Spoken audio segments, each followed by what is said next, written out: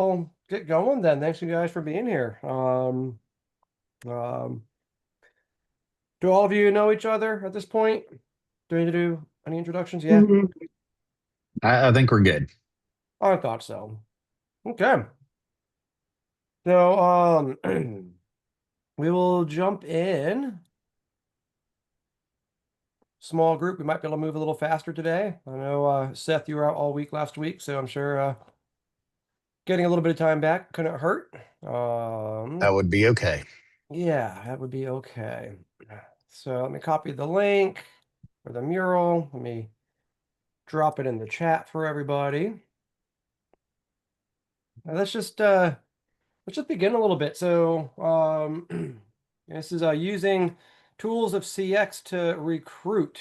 Um, anyone here struggling with recruiting right now? Is that a I'm sure we all problem are. you're facing? Yeah. Kristen, how about you? Saw you nodding your head.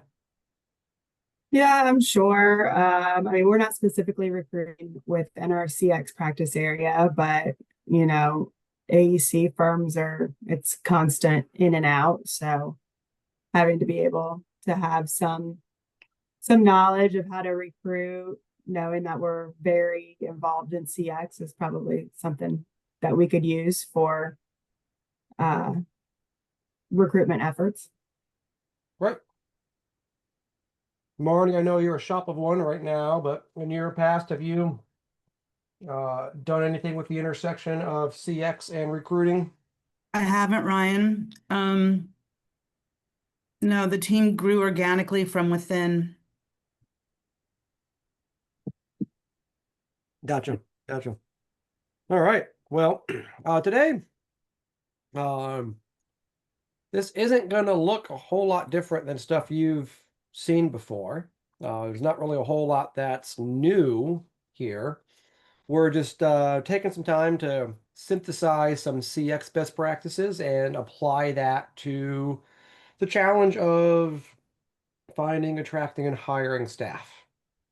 We're not getting into retaining staff. That's more employee experience. We've got some workshops on that, but this is if we're using client experience to identify, attract, and win clients, why can't we do that with talent as well? And I'm still hearing, I mean, it's been 9 years now, but 9 consecutive years where I'm hearing from the industry is really 2016 is when it picked up. That at least in AEC, there's more work than we can shake a stick at. We have record backlogs. Our problem isn't getting work. Our problem is getting work done because we don't have the staff to do it. So I put this together as in an attempt to try to help solve for that. So that's the agenda today. Does that align with what you were expecting today? Yep. Yes. Yep. Great. All right. Let's jump in over here as we always do, kind of beginning with the end in mind. For taking this mindset, how are recruits like clients? What would make them similar? They shop around. Okay. Comparing options. Yeah.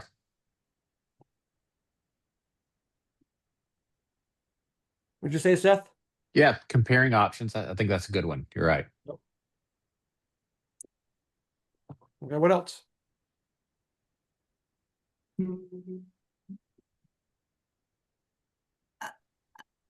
I think they're looking for a long-term relationship. Yeah.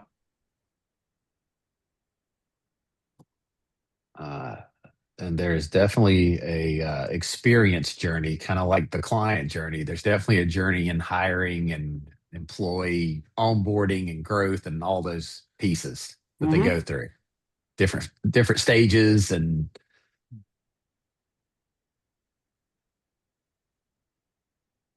Yeah. Anything else? I think it's pretty similar to the journey in hiring, but kind of like relationship building. Clients want to build a relationship with you, recruits kind of want to build the rapport to attract and retain the kind of like top client Yep. talent. Right.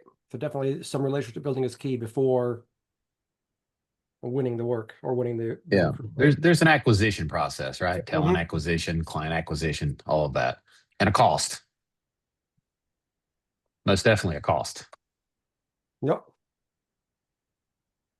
I think too, we as managers, leaders have to be good listeners with both of them to help make sure that we're mutually getting the most out of the work, the time we're spending. Right.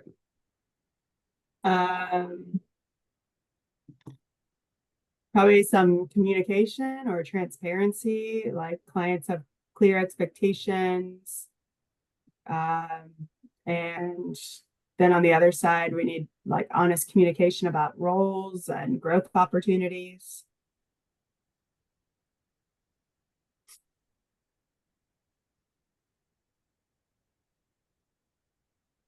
Right. So as we think a little differently, let's, right now we're in a tight market. So that's probably going to influence our path today. What do recruits want in a tight labor market?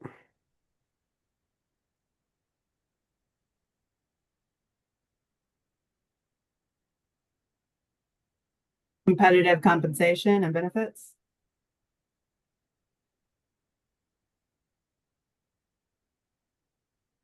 What else?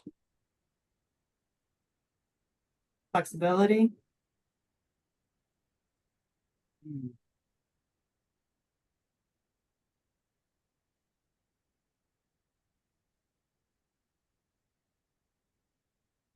Seth, you're muted. Yep.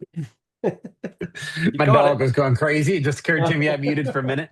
I find it's really hard right now to provide a clear value proposition that what you have is better than where they are now. And they're really hesitant to move from pretty good situations right now without a clear differentiator of some sort. Right. And it is flexibility, it's competitive, but it's like, okay, well,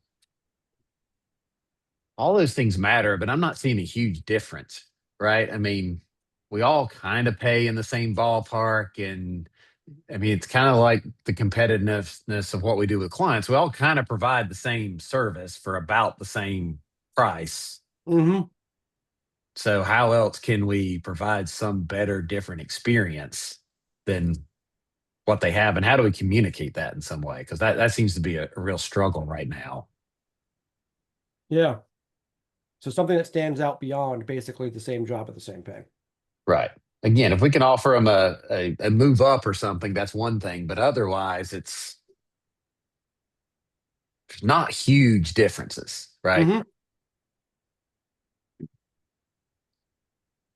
Do they want really rewarding projects to work on?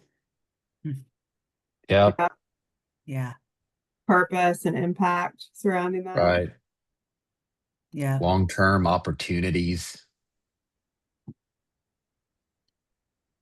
Maybe What stability. Stability. Yeah. So what might be different in a recession? If you're going through this 3 years from now and we're in a recessionary environment, what might recruits want differently? We're probably going to pick, option A today because we're in a tight labor Yeah. market. But I want us thinking through because the psychology of the market we're in might change the psychology of what good recruit experience looks like. Stability in a recession. They want to go Job somewhere that they security. know is stable. Yeah. Job security. Probably career growth along with the stability as well. Right. Right. It's Training definitely and a hirers market as opposed to a Mhm. job seekers market. So it's a different thing. And I would say that, a competitive compensation still matters, but maybe just not like the variables of bonuses and incentives, maybe just like more the reliable pay cycle. Right. Yeah. People will take less total compensation for some of these other things Right. in that scenario, right? Right. Better stability.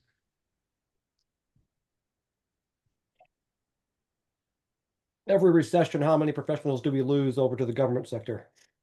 Oh, good chunk. Right. Yeah. Right. They're trading probably lower pay for higher reliability. Of course, somehow we've screwed that up too. So it's been good for us because that's not looking more stable these days. Yeah. So let's kind of work in this mindset. We're in a tight labor market. So let's identify the problem. Why is hiring so hard?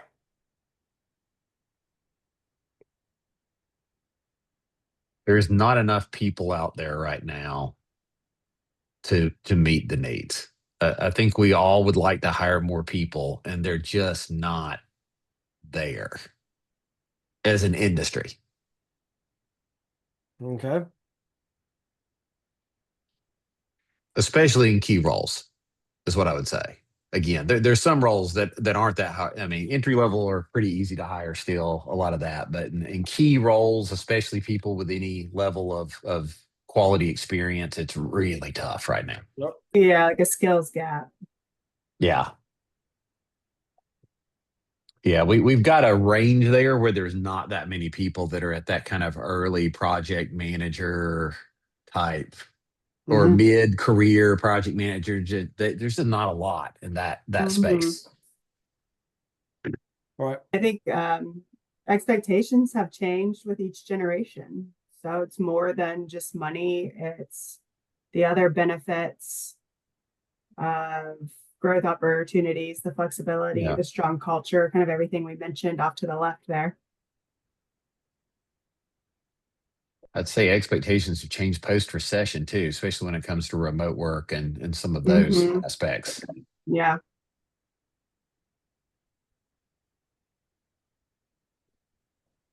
Some of the things we used to say were, like a benefit is now just like table stakes. Like if you don't offer, some level of remote type, it isn't going to happen, right? Right. I'll say like the uncertainty around like political things. So like maybe economic uncertainty, maybe has less people moving jobs.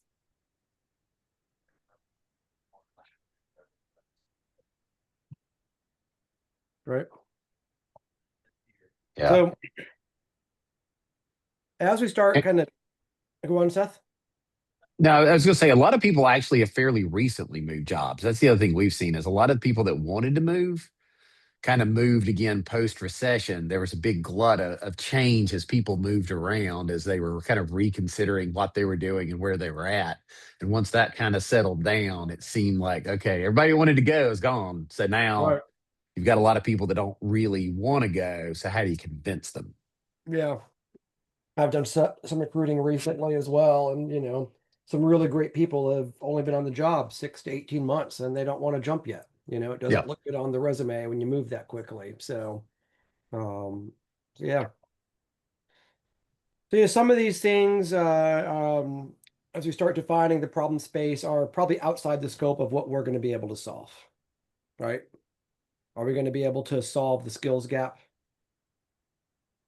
Maybe there's some ways we can kind of work our way into that, but some of the problems are just background problems that are probably beyond what we can tackle.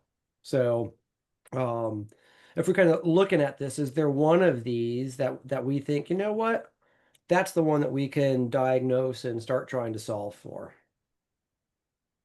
Well, I mean, anything that says expectations when we're talking about Yeah. CX feels like something that kind of fits is figuring out how to recognize and align expectations. Yeah. Okay. Does this process look familiar? Have you guys been through this with me before? I think so. Yeah. All right. Yeah. So what's caused expectations to change? If we're going to solve for that, we understand we've got to understand the root causes, right? So what's caused expectations to change?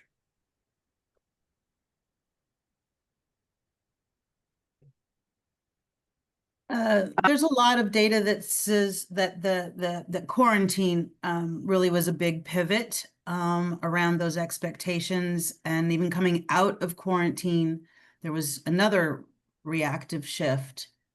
Sort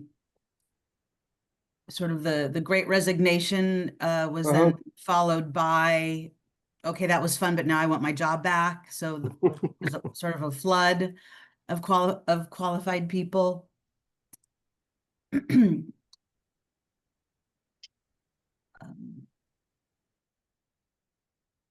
What else?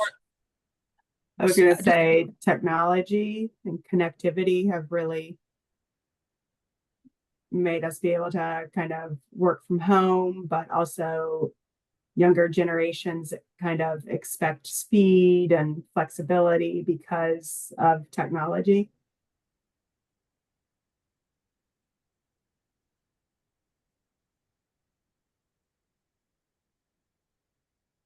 All right. Work-life balance. There's definitely a lot more open talk about mental health and those things than there was 20 years ago, Yes. right? Indeed.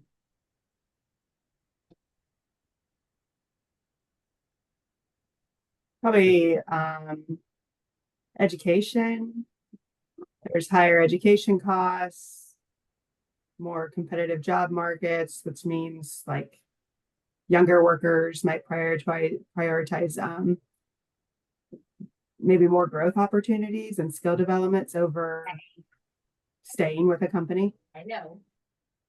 And that largely to deal with the crippling debt that they have coming out of college. Yeah. You know, I would say that skills gaps is also a root cause, kind of trickling out of quarantine. A lot of those 22 to 28-year-olds right now in their first 3 to 5 years of the workplace, they have expectations about getting those skills gaps being met.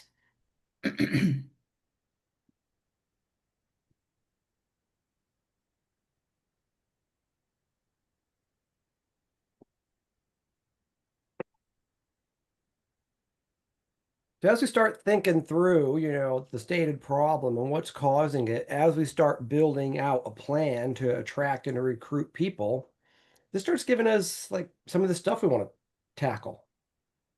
So as we're thinking about how are we positioning our jobs, how are we messaging about our work-life balance and culture and those kinds of things, as people are learning about our companies, if we're not talking about these things that are causing their expectations to have changed, they're not going to feel like we're talking to them. Right?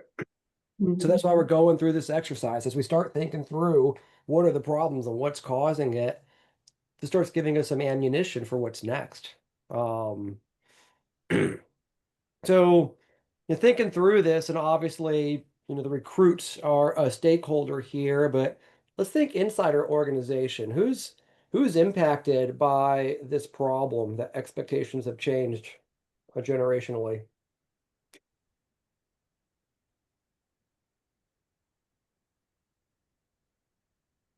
I think everybody, at least that's what I observe, is that all layers are impacted by this. Decisions have to be made about how managers have to manage. There needs to be some governance. Leadership. C-suite, however you want to say it. Yeah. They've faced the HR. pressure. Yeah, they've got to somehow balance the traditional structure with modern flexibility. Recruitment teams. How are they getting impacted? They burn out because they're cycling through so many candidates to try to get the one win. Yeah, that, or they've just got to market the roles kind of differently to appeal to different generations.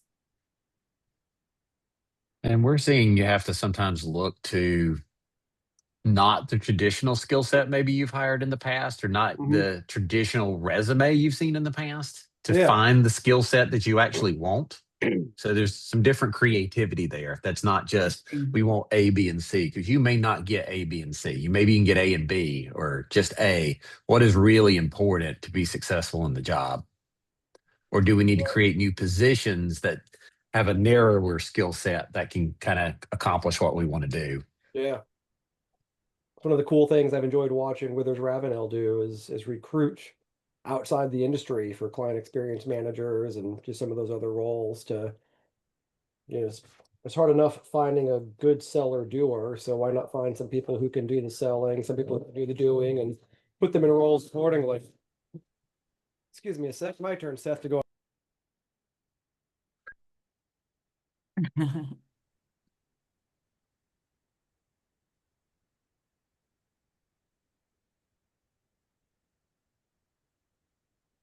I was on a webinar all morning, so I had them locked out, and I'm home alone today, so they were getting antsy. I figured this was Aw. a more casual group, but then the Oh Amazon yeah. guy showed up, so I get it. yeah. I would also say like existing employees, because the culture changes can definitely create friction between generations, Absolutely. between remote versus no, you got to be in office. That's the only way work gets done type of people. So, yeah. Gotcha. I'd Yeah. say some of the biggest issues tend to be the managers who are of that different generation Uh-huh. or different mindset, suddenly being told to hire and manage people. Mm, I hear all the time they don't work that hard. They don't put in that, a lot of things, right? Uh-huh. Yeah, yeah. I'm lucky to still be in an organization that's fully remote because it's I had my first remote employees 20 years ago, 5,000 miles away in Bulgaria. So when COVID hit, it's like, oh yeah, I know this can work. Yeah. I've been doing it It's for a while. almost easier to be all remote or all in. It's the hybrid things that are like super complicated Interesting. sometimes. Yeah, yeah. Uh, I can see that for sure.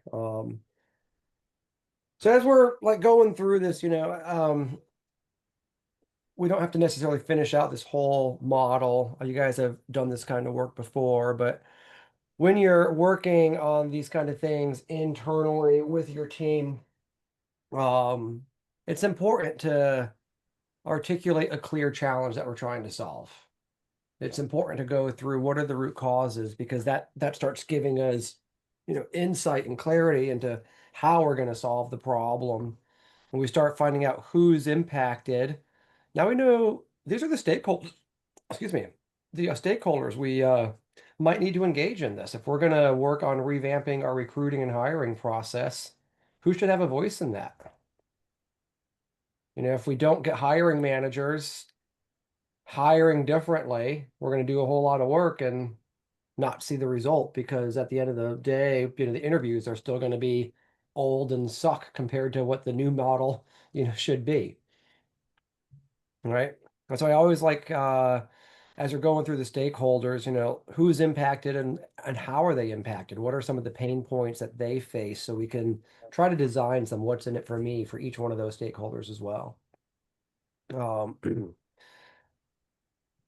if you're struggling to get buy-in for doing this, if hey, it's hard to find talent. If that's not enough and you need to build a business case, that's where you can start coming through here as well. What is this costing us?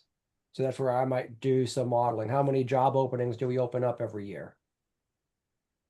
So if we're saying we're doing 50 job openings a year, how many people are applying for each job?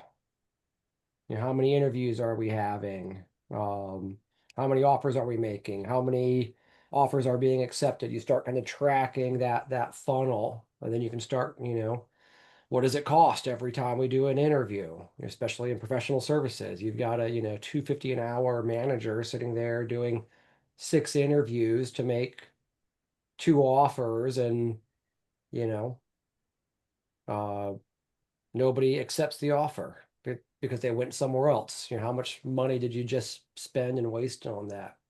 So going through that kind of exercise here can be really helpful if you need to get a little bit of additional attention on this, right?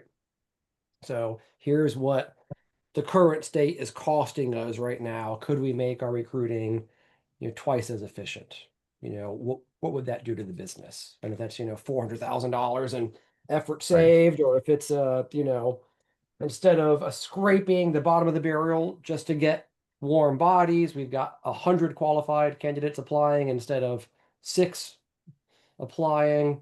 Now we can start hiring the top 5% because we've got, better quality candidates. One Well, of and the things, almost more important for us is how do we reduce turnover? Because we're always competing for our existing employees as well, because that's the real cost, right? It's when we lose someone and then, right, have to hire somebody else. And right, yeah, yeah. yeah. So that's a different workshop, but yes, the easiest, But I mean, when we're talking about this, I mean, yeah, that is part of the cost, though, when you're talking yeah, about impact, right? exactly right, exactly right. So and that's another thing, kind of taking what you just said, Seth, a little bit differently.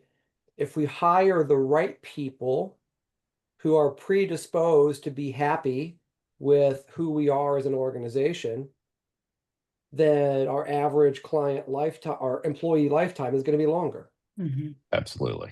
right? I mean, think about your organizations. Most engineering firms that I work with, there's, 30% of the staff have been there 20 years or more, and then everyone else is, 2, 3 years, Yep. right? It's like once you get to a certain level, you kind of become a lifer. Right. It's getting them through that phase. So you can solve partially your turnover problem by hiring better. Right. Does that make sense? Nah, yeah. I Yeah, mean, it's just like clients, right? You're more likely to lose the client you've only had a year or two potentially than one you've got this long relationship with and everything else. So, exactly right. Exactly right. So the purpose of this exercise, just like anything else, when we're trying to solve something or trying to put some of our tools in place, and we've got to get attention and buy-in and maybe some resources from your peers inside your organizations, it can be useful to go through the problem diagnostic process to just get some clarity on that. So some of the tools I would recommend bringing into this is before writing your job description, before doing your job posting, let's start thinking about, now that we've kind of talked a little bit more, who do we want to target? Let's build the ideal employee persona, just like we would do with client personas, right? What makes an ideal employee? So, Seth, I think you said earlier some of these like early project manager to mid-career is kind of a demographic profile that you're finding is really hard to find, right? yep. So, yeah. Do you have a name for that person?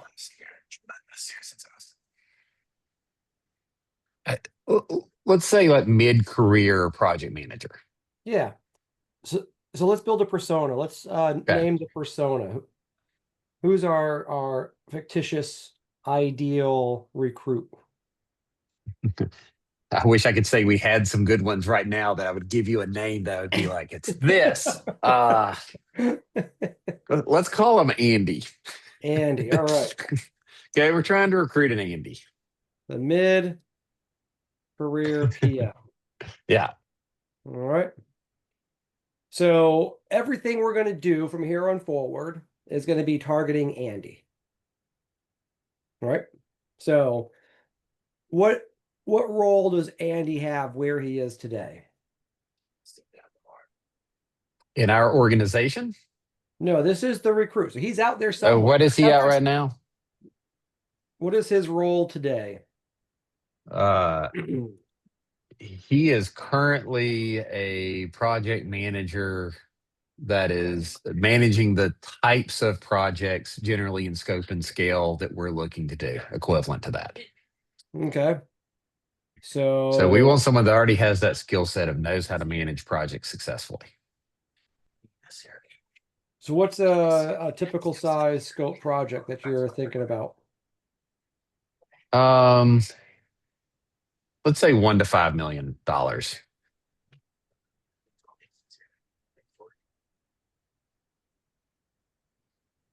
What else is he doing at his current job?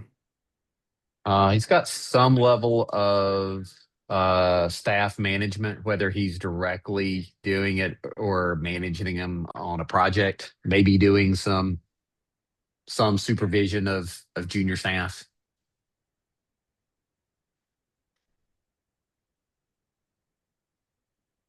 So starting to lead and mentor, right?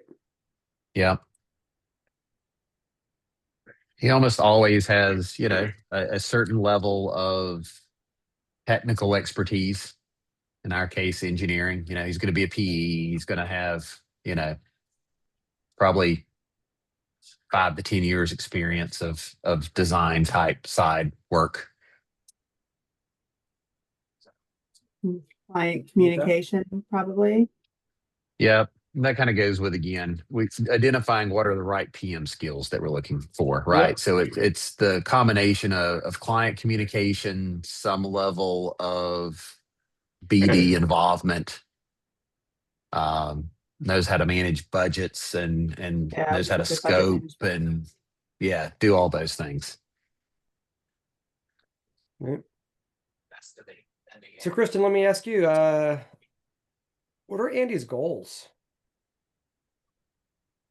At the work he's currently at his current job. This is probably him looking ahead. So his goals are going to be his goals, whether he stays where he is or whether he jumps ship. He's going to jump ship if he thinks you can help him get to those goals better than someone else, right? But the goals Yeah, are going to be the same.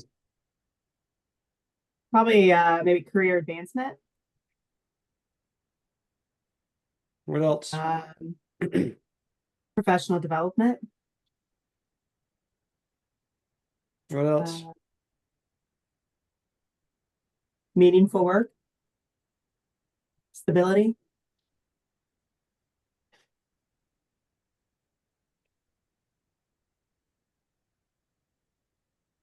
So, work with your teams. I know we're kind of moving quickly. Today's more about like learning the model than it is, building a exact profile. But spend some time building out a profile like this. Like really, what are they doing? What do they want to be doing that they're not doing today?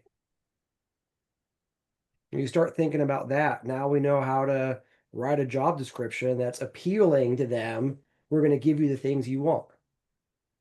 That's how we get them to click to apply, because we're starting to give them things that align with their goals. How are we going to write that job description if we're not aligned with their goals? Yeah, you've got all the technical stuff that's got to be in there, right? But, kind of first paragraph or like above the fold, if you will, we really want that language to be appealing to them in a way that is talking towards their goals. Think about their bio. Who is Andy? Where is he spending his time? What do you know about the company that he's at today? Seth, you said earlier, we've got to look different. So what do we know about the Right. company he's at today? The more we learn about the company he's at today, the more we're going to be able to message and talk about how we're different.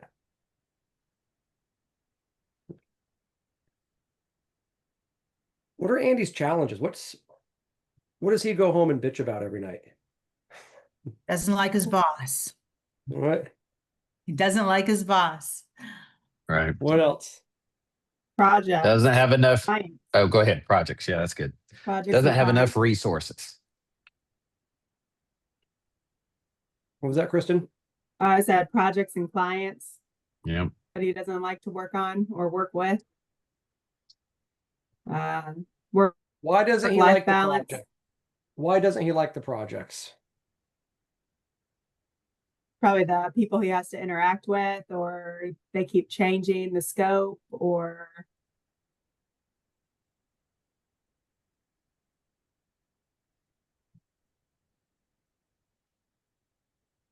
Right?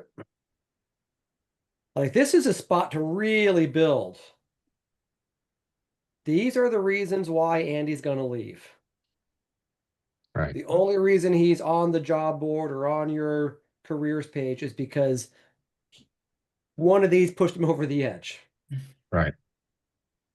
Right. Right. Work-life balance. He's working too many hours. But, Yep. you know, that's one of those things, right? So again, spend some time on this, like marinate with these, float them around, get a lot of folks around your, if you're hiring Andy for a team, like get that team to really kind of generate this list. And it's going to help us figure out how we're going to woo Andy over our direction. I suppose it's similar, if I might ask, Ryan, to like what the marketing team does when they're trying to figure out what they're going to write to appeal to new clients. It sounds like this is what this is to appeal to new recruits. Exactly right. Exactly right. If you've got a great marketing communications person, get her in the room helping with this. We should have our Marcom people writing the job descriptions and writing the messaging or on the job boards. We shouldn't have an engineer necessarily writing those things. Right? Same people who are writing our woo the client's communications probably should get them helping us writing those comms on the recruiting side. Values are going to be an important one. The more we understand about Andy's values, the more we can reveal how our values align with Andy's values. Right? You guys talked about what do they care about, some of the pain points, more and more people, what was it, looking for somebody said it somewhere. Looking for purpose. There it was over here, right? They're looking for purpose, looking for impact, some of those kinds of things. So identifying Andy's values, and then how do we communicate a message there? News and hangouts. Right? Where's Andy hanging out? That's how we're going to find the Andys of the world. If Andy spends all of his time on Reddit and you're posting on LinkedIn, we're not going to find Andy. Right.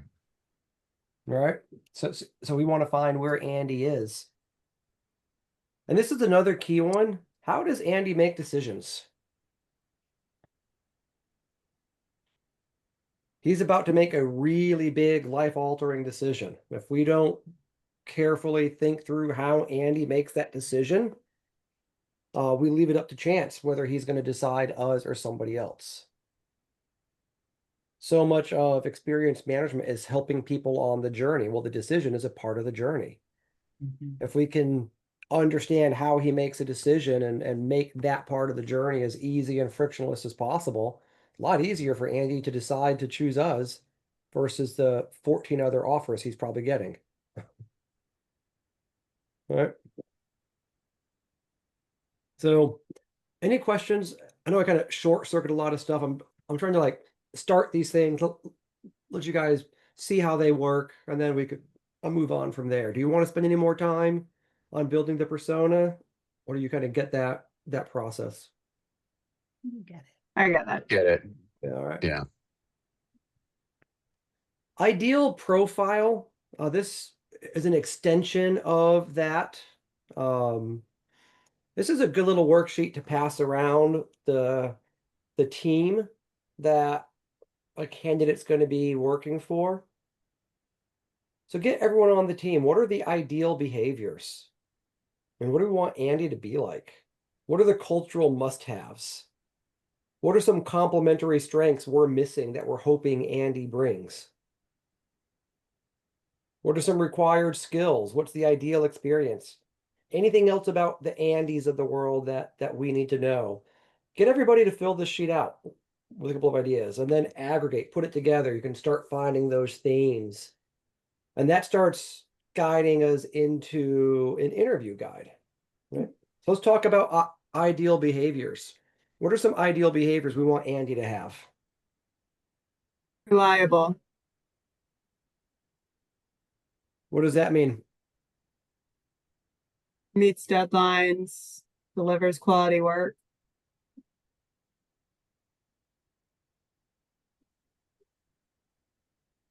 What else? Good disposition. What do you mean by that? I mean that he can handle a range of challenges and speak to clients during difficult moments with grace.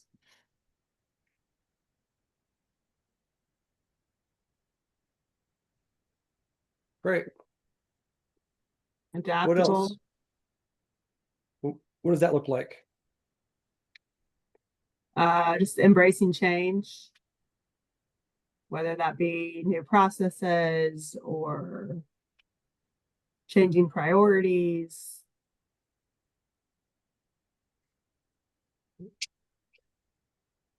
So that technique is important as you're talking to your teams and they're putting down words like reliable, good disposition, adaptable. Ask that question. What does that mean? What does that look like? And you start going from a concept into behaviors, right? So now with this, Marnie, let me ask you, if you were going to write a question during the interview to find out if Andy is adaptable, embraces changes, new process priorities, what question would you ask him? Or what question would we script for the hiring manager to figure that out? Maybe ask to describe a top client-facing challenge and what it was and how he managed through it. And I think by the answers and listening between the lines, you can see how much truth there is, or maybe they're just trying to come up with a good answer. Right. Yep. I love storytelling questions. Yep. Don't tell me what would you do. Tell me a situation of what you actually did. Right. Okay. So this starts to help us figure out how are we going to message, what kind of questions are we going to ask during the interview, so we're not asking the same old boring questions he's being asked by everybody else. And if we start talking about, or if we're asking questions during the interview that are, things he's proud of, things he cares about, things that allow him to show his best behaviors. By asking the questions, you're telling him these are the things we care about. And the things you care about are the things he's proudest of. So how's he going to feel coming out of that interview?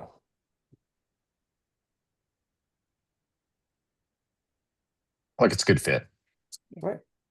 And probably a better fit than everybody else. Yeah. Yeah. Same thing, those kind of cultural must-haves. That helps you start, finding those questions. Being transparent. Hey, we're, as a team, we've got this, and this strengths. We're maybe a little short on these. Kristen, I know you guys do strengths finders as an organization, right? Mhm. Hey, this team has a lot of the green and orange. We could really use some blue on this team, Yeah. right? Talk to us about how you've brought empathy to a situation before, something Mhm. like that. Now you can start sussing out, do they have some of those blue strengths that might be in a short supply? And that might not work as well. Like I'm using color code shortcuts because I know you guys know that stuff, but all right. So any questions about kind of staging, why we're doing this, the value of this, how we start understanding the ideal recruit so we can message to them, interview them well, things like that?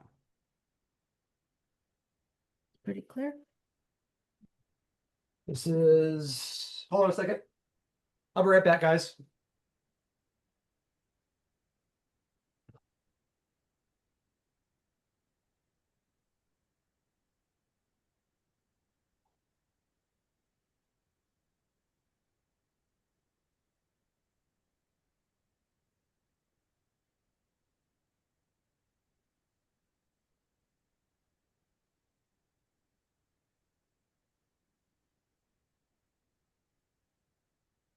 Sorry, guys, that was my third shot to try to get my bottle of wine that I had ordered.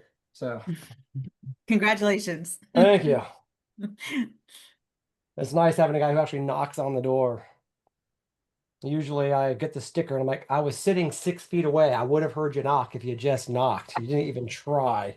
So that was my third and final attempt. So glad I got it. All right. So yeah, any other questions about this?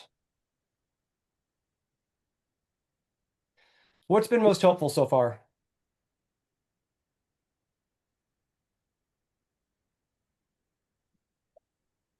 I think kind of breaking down why it's hard, starting from the end. Yeah. Yeah. So how about you? What's been most helpful for you so far? The persona approach and really Okay. trying to think about it And Marnie, how about in you? different Oh, kind of specific terms. Yeah. yeah. Marnie, how about you? What's been most helpful? Yeah, sort of turning the job description on its head for me, Ryan. Like I've only really thought about job description in terms of the job itself, not so much about the recruit. And what that ideal, how we're attracting that person. I've always just thought in terms of like skills and, the nice Mm-hmm. to haves and the must haves. But for me, what clicked was that making that realization around this is what the marketing people do to get clients, and it should be no different when Mm-hmm. we're trying to get our ideal employees. Yeah. Yeah.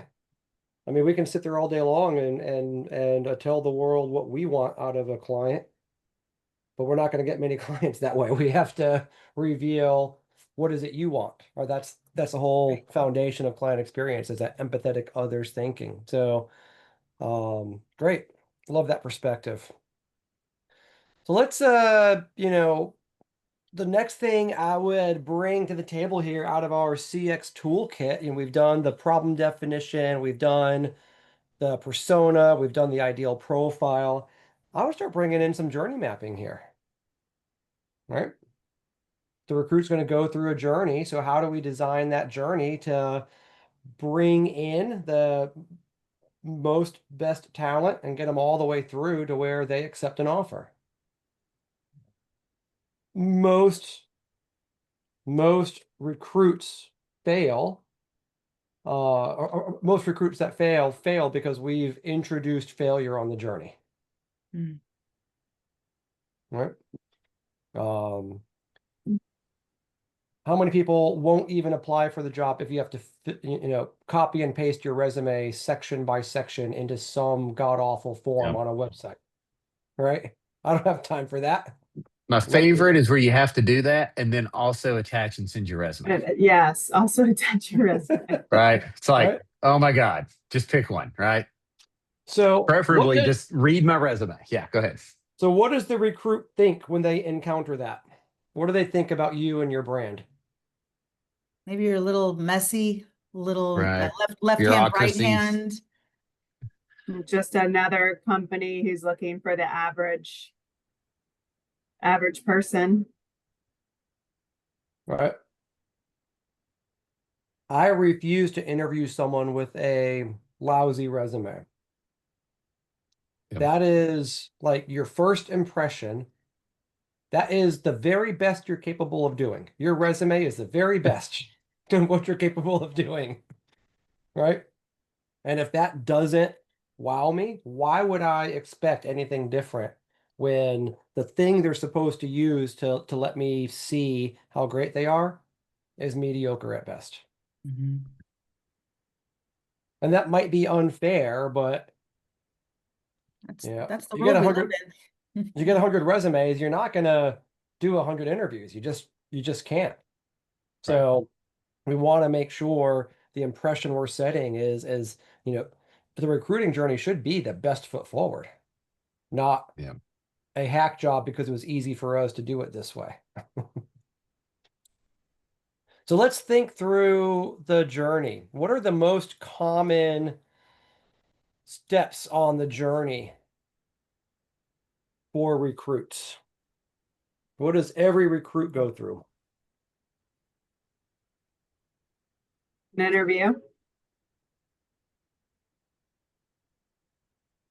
Probably multiple, right? Probably. And It's what always else? whatever that initial contact is. Either they see the posting or someone's reaching out to them like a recruiter, but whatever that initial contact is. I don't know if this is what you're going for, but I'm thinking of the emotional roller coaster. There's a lot of anticipation, there's a lot of waiting. There's the offer.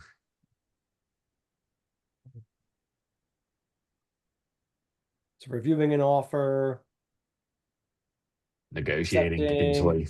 offer, Yeah. rejecting offer.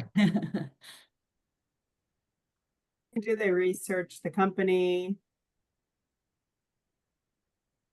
Right. They look That's what we at, all do, right? When somebody reaches yeah, out, it's like, okay, who are these people? I'm gonna go to the website, right? Yep. Right. yeah, they look for reviews potentially on Glassdoor. They Yeah. look on LinkedIn for past people who worked there. There's the filling out the application, possibly generating a cover letter.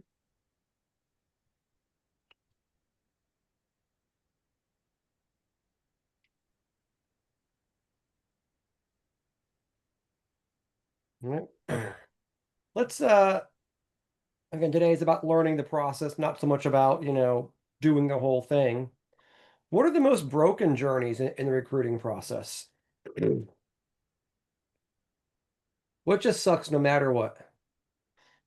From the recruiter's perspective, From the recruit's perspective. So recruits perspective, yes. from the It's recruit's perspective, what's most broken? probably when you don't hear back at all, that you're just ghosted. Right.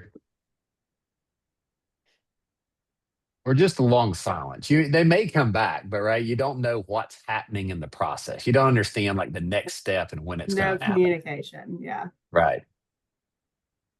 I mean, one of the things that always seems to be the case is like you have this initial interest, you're interested, but like there's this gap of like, okay, what are you actually offering me? Right? Like, is this actually gonna be compensation in the range of what I'm looking for or whatever else? It seems like that's always very late in the process. Yeah. Poor transparency is kind of Right. something to go along with stats. Yeah. Right. We're a terrible industry, and most are of like being upfront, right? We're looking to hire Yeah. somebody in this range, like to even Yeah. like in the ballpark, right? Right. Yeah. Yeah. Right. Lack And of by this personal. range, what I really mean is the bottom of the range. Yeah. Right, right. Because what you really love is going through this whole effort, and they know what you make, and then they offer you like less than what you make, or like the Yep. exact same thing, or whatever else, right? It's like, Yep. great, thanks, guys. As I say, lack of personalization. It's more about just filling the role than if you really fit maybe with the culture and goals. Yeah. Do you think they ever sit there with anxiety after an interview, wondering how they did? Sure. Absolutely. Oh yeah. Yeah. Right. Preparing for the Nervous interview. about the interview. Yeah. Yeah. What to expect? Who am I going to be Yeah. talking to? What are they going to Who's gonna ask me? yeah, who's gonna be on the panel? What are the questions? Yeah. Especially with a bunch of introverts in this industry who like to be prepared. Yep. Mm-hmm.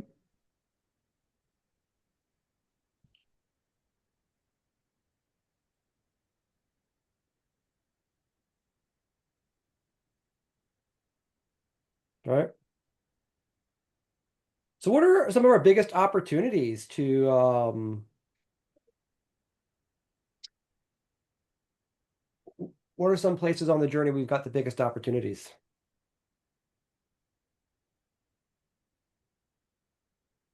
I think more transparency and communication about just the process, where they're at, what to expect. All of that could go a long way. Mhm.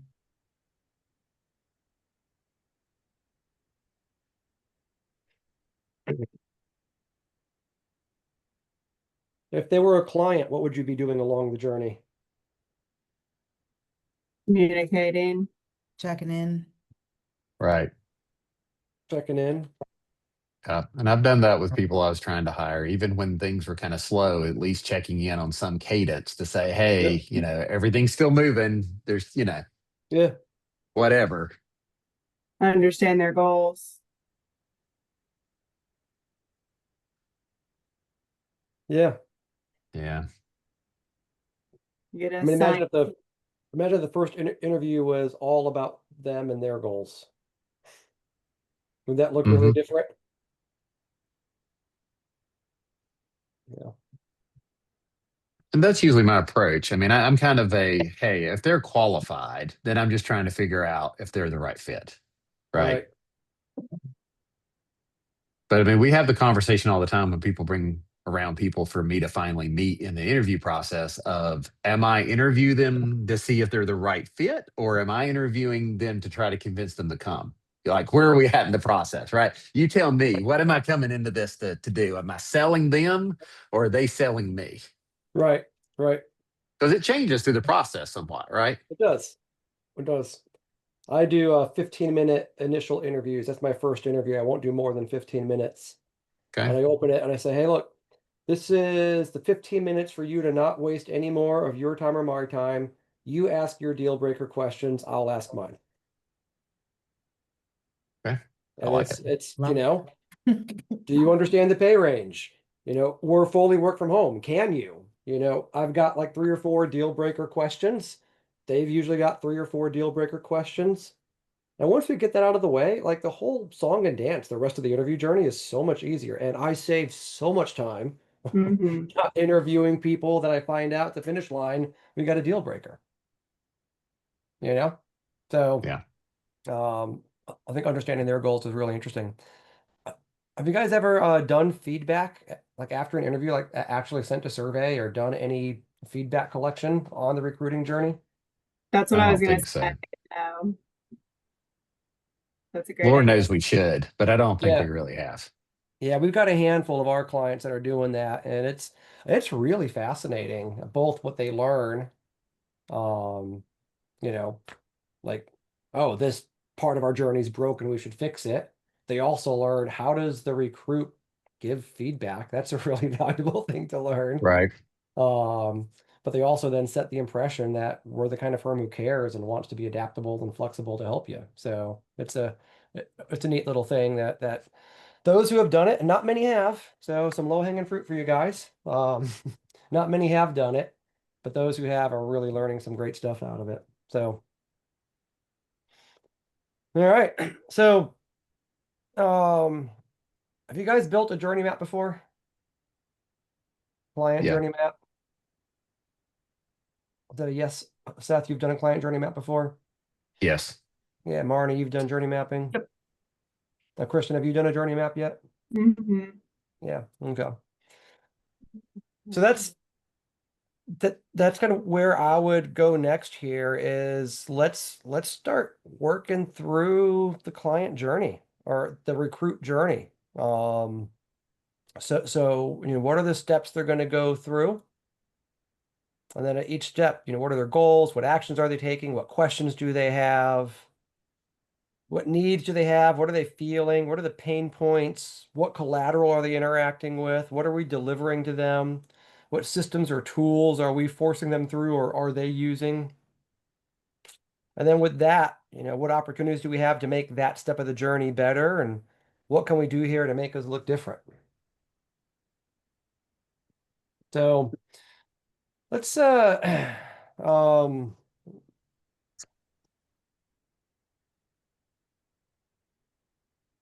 let's get started on that. And I want to kind of shut up. You guys are all a little more advanced than most. So I want to like step back for a minute and let you guys play in this instead of me facilitating and driving. Why don't you three tag team here and fill out that swim lane? And we're not going to get the whole recruiting journey, but try to break it down, as fine grained as you can. And let's get a handful of steps here. Looks like about a dozen or so steps in the journey.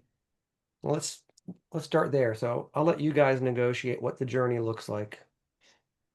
And then once you get the columns titled, we can start working our way down and filling out some of these um, rows. But my recommendation would be let's map out the journey at the top. Let's pick 1 or 2 columns to fill out the details in instead of trying to build the whole map today. All right, so I'm going on mute. I'm gonna let you guys work. Okay. So what do we want to start with? Like application as the name for the initial part? I think that's right. Does their journey start earlier than that, Seth? Well, it depends, right? That's what I'm kind of trying to think about the different ways people come to us. I mean, honestly, for the most part these days, it's for us, it's not really an application. Usually it's an outreach by our internal recruiter most of the time at this point. So if we want to, I mean, I'm fine if that fits everybody else. I mean, usually for us, it's there's some type of contact of interest from our side. So that's that initial contact, Okay, which they may or may not be interested in. that sounds like a good starting point. Okay. Yeah. Are we supposed to have like where application was? Okay, we're supposed to title these columns. Yeah, yep. Yeah. Recruiter contact is the first thing. Then what Okay. happens? I think about the very next step. Let's get really fine grained here. Let's think about the very next step. What's the very next step they take? Yep. So we're working across that Yep. blue bar, right? Yep. So first is the recruiter contact. There's going to be some type of response to that from their end. An initial screening. Are they going to do Right. anything between the recruiter contact and the screening? Oh yeah, they're gonna research. So this is the recruit. Okay. Yep. So We're mapping the recruit's journey. What is the recruit Okay. doing? So yeah, probably research company. yeah.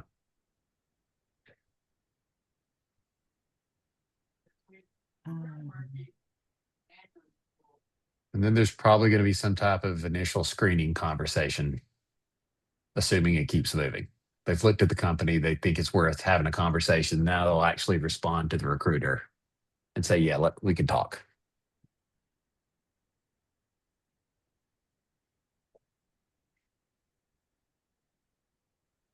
If I'm Andy, I'm probably thinking about this is a moment to get serious about what I'm not happy with at my current job, be really clear about what I want to be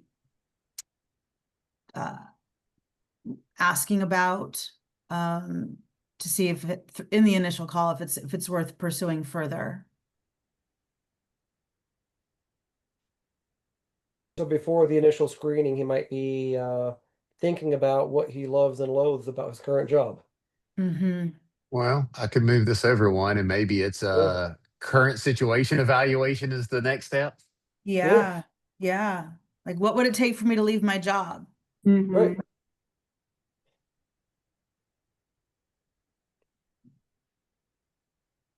So now that that comes up, great one, Marnie. Now that we've identified that, what are we doing in the recruiting process to help a target recruit execute that step?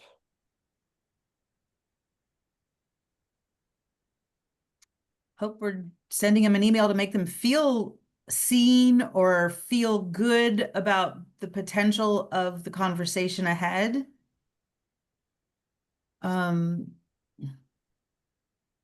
But I don't know that anything happens during that point or that step. I guess, can we express some type of value proposition early in the process to make it of what we think we could offer differently or better if we understand the situation they're likely in? Right. Because they're getting contacted by recruiters, all the Sure. time. So how are we going to stand out and help them make Right. that decision to even get to the initial screening? Right. My guess, if you Collaborate. talk to recruiters, you're losing the vast majority before initial screening, Mhm. right? 90% aren't even getting to initial screening. So what's Make the it more break? personal. What's the break in the journey, right? From initial contact to initial screening, there's something going awry in the journey that's causing us to lose people. I think it's too impersonal. Like, it's the form email they're sending to Mm-hmm. a whole bunch of people, right? I can read the ones I get on LinkedIn and it's like, yeah, there's nothing about me, right? You're not talking about like, hey, I see you've got experience in doing this and this and this. Would really like to talk to you. There is a generic job offering. We think you could be a good fit, Point. Cool. right? So do a little research on them, right? Before they do the research on us of not just, they hit all the buzzwords or whatever in the stuff, but like, okay, they've got some specific cool experience, or we've seen some recent posts they've made about something, or Right. Yeah, that goes a long way. That being seen. Why right. me? Why Right. me? This is not a form letter you're sending out to everybody as a wide net, but like, hey, they may actually be interested in me. This could be something like actual real. Right. So I'm going to try to get back on mute, but as you're working through the rest of this journey, that's what I want you thinking about. Like, where are we losing them? Hmm. Because the goal is to get as many quality candidates through the process so that we have a surplus of amazing talent, not a lack of amazing talent. And if we're where we are today, we have a lack of amazing talent. We have to analyze the journey to figure out where we're losing them. So if we're Yeah. losing 90% right here, let's dive in. And then from initial screening, get into the next step. Let's really think through, again, from the recruit's journey, from their perspective, what are they doing every step of the way so we can start to figure out where are we losing people.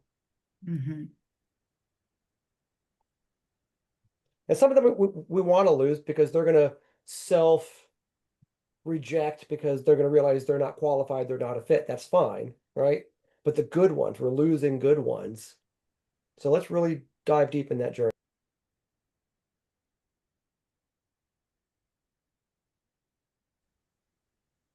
See.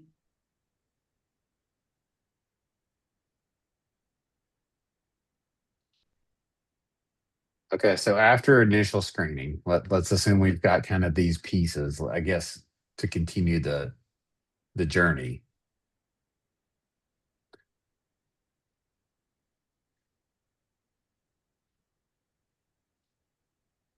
um, Got to give them really something to think about after that initial screening. So it's not just like the package, the compensation package, and the flexibility and other things that we've been talking about. Um, Maybe it's more intangible, like talking about the culture. Yeah, I just saw that. Talking about the culture and talking about how, company values, and how what are the differentiators that will help this recruit decide it's worth leaving their job. So Uh, what are they doing after they have that initial conversation, likely with our recruiter or whoever? I see them sitting at the dinner table and talking about it, talking about the conversation with somebody, and talking about kind of how it felt. I felt excited. I felt seen, or, they didn't say enough about what made their firm special. I wish I had thought to ask, you know, So um, they're evaluating, I guess, what they hear during the screening to try to decide if it's worth their effort to take the I would next step. think so, yeah. And maybe even coming up with questions that didn't occur to them during the interview that they can maybe put in a follow-up email. Um, those screenings can be, you can be nervous and have a little bit of pressure, so yeah, you can think of some good things after the conversation, that you can use to keep the conversation going if that's your goal. So let's go back to what Marnie said. Marnie, what are they doing here? You give a very specific image of what they're doing. they're processing the conversation, I think, by talking it out. Again, I see over the dinner table. Yeah. So they're sitting at the dinner table talking with their spouse or partner about the interview. Mm-hmm. So that's a journey step. We should put that on there. I mean, do we know that everybody is doing that? No, but they're probably talking with somebody, right? Mm-hmm.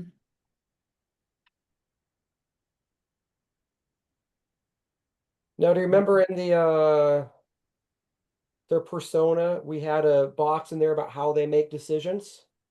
Mm-hmm. So are they probably talking to the person they're going to make the decision with? Right. Taking this job could impact not just the recruit, but the recruit's family, and you got to get the input, right? No longer, I guess it's no longer just the recruit's decision. It's now a family decision, perhaps. Um, and that would need to be sussed out.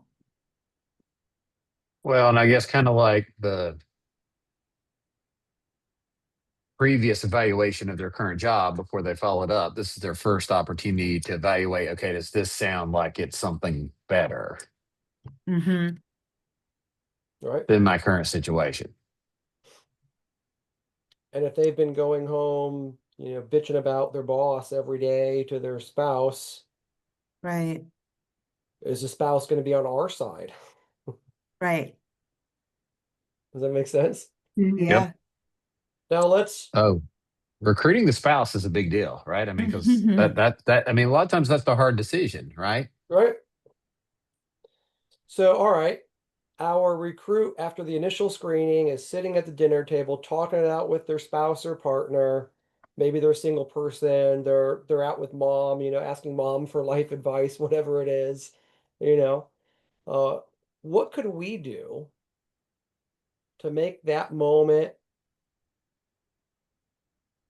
do what Seth just said?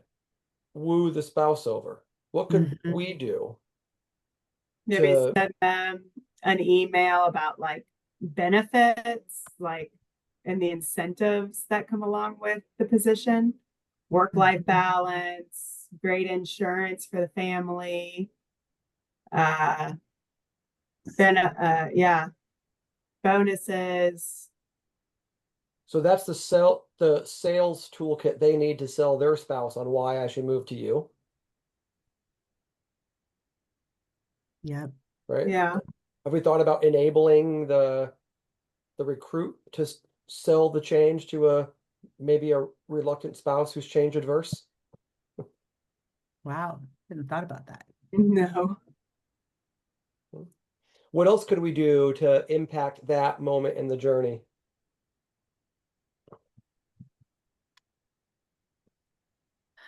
I Aside guess from we the could, thank you note, I mean, like the typical follow-up, I mean, I'm guessing there'd be a typical follow-up, just thanking that person, maybe sharing some of the insights they learned about that person that gets the recruiter even more excited for having found that person. You're a needle in a haystack, maybe get the next conversation on the calendar, even if they end up canceling it, something to help that person again feel wanted, um, something like that.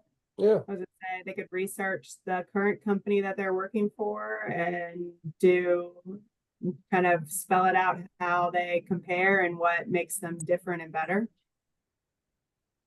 absolutely. Yeah. I mean, maybe they haven't told their spouse, so this might be a bad idea, but door dashing over some cookies or something like that, I see. Mhm. Mhm. Now the spouse is like, oh wow, they really want you, they really care about you, you know that can, Yeah. if the spouse feels like the recruit is wanted and desired, does that take away the anxiety of change because it's Mhm. it's oh, they really want you, so it doesn't feel so risky. Right. Mm. So that's Nice. the kind of brainstorming we start getting Right. into and start really inspecting this. And a lot of ideas are good ideas that will never happen, but some of those ideas might stick. So So we're almost 90 minutes. What I'd like to do is take 15. And let me encourage you, we'll take a break, but when we come back, I want you to pick one step on the journey. So kind of think through the rest of the journey and pick one step or like one thing the recruit does. And when we come back, let's get it, somewhere in the timeline here. And I want you to work at one column. So I want each of you to Okay. build out a column here, just to think through, do we really understand this step in the recruit's journey? And then with that understanding, can we come up with some opportunities or improvements to apply some CX to the recruiting journey here? Okay. So it's 3:20. Let's come back at what, 3:35? And Sounds good. if you want to work between now and then, go ahead, but a break is meant to be a break. So I'm expecting nothing. When we come back in 15, uh, put a step on the board. Let's work our way down the column, and then we'll work towards wrapping up. Sounds good. All right. Good. See you in a bit. Thanks.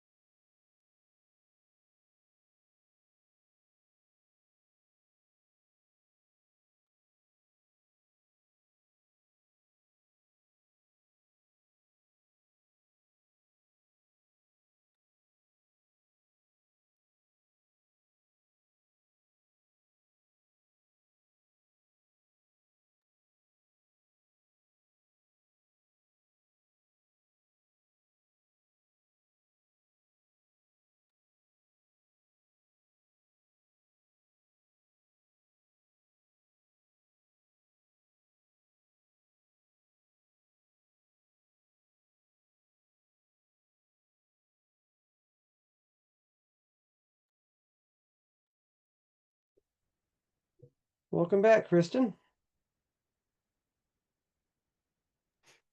Hey, Oh, there's Marnie. All right. I've gotten enough feedback over the years to give these long breaks in the long 3-hour virtual sessions. So hope that was restorative. Much appreciated. Yeah. Right through lunch here on the West Coast too. Yeah. I I really started this appreciate with a late lunch, so I was you probably saw my mouth full at the beginning. So the dogs very much appreciated the leftover chicken nugget scraps that I tossed to them during the break. All right.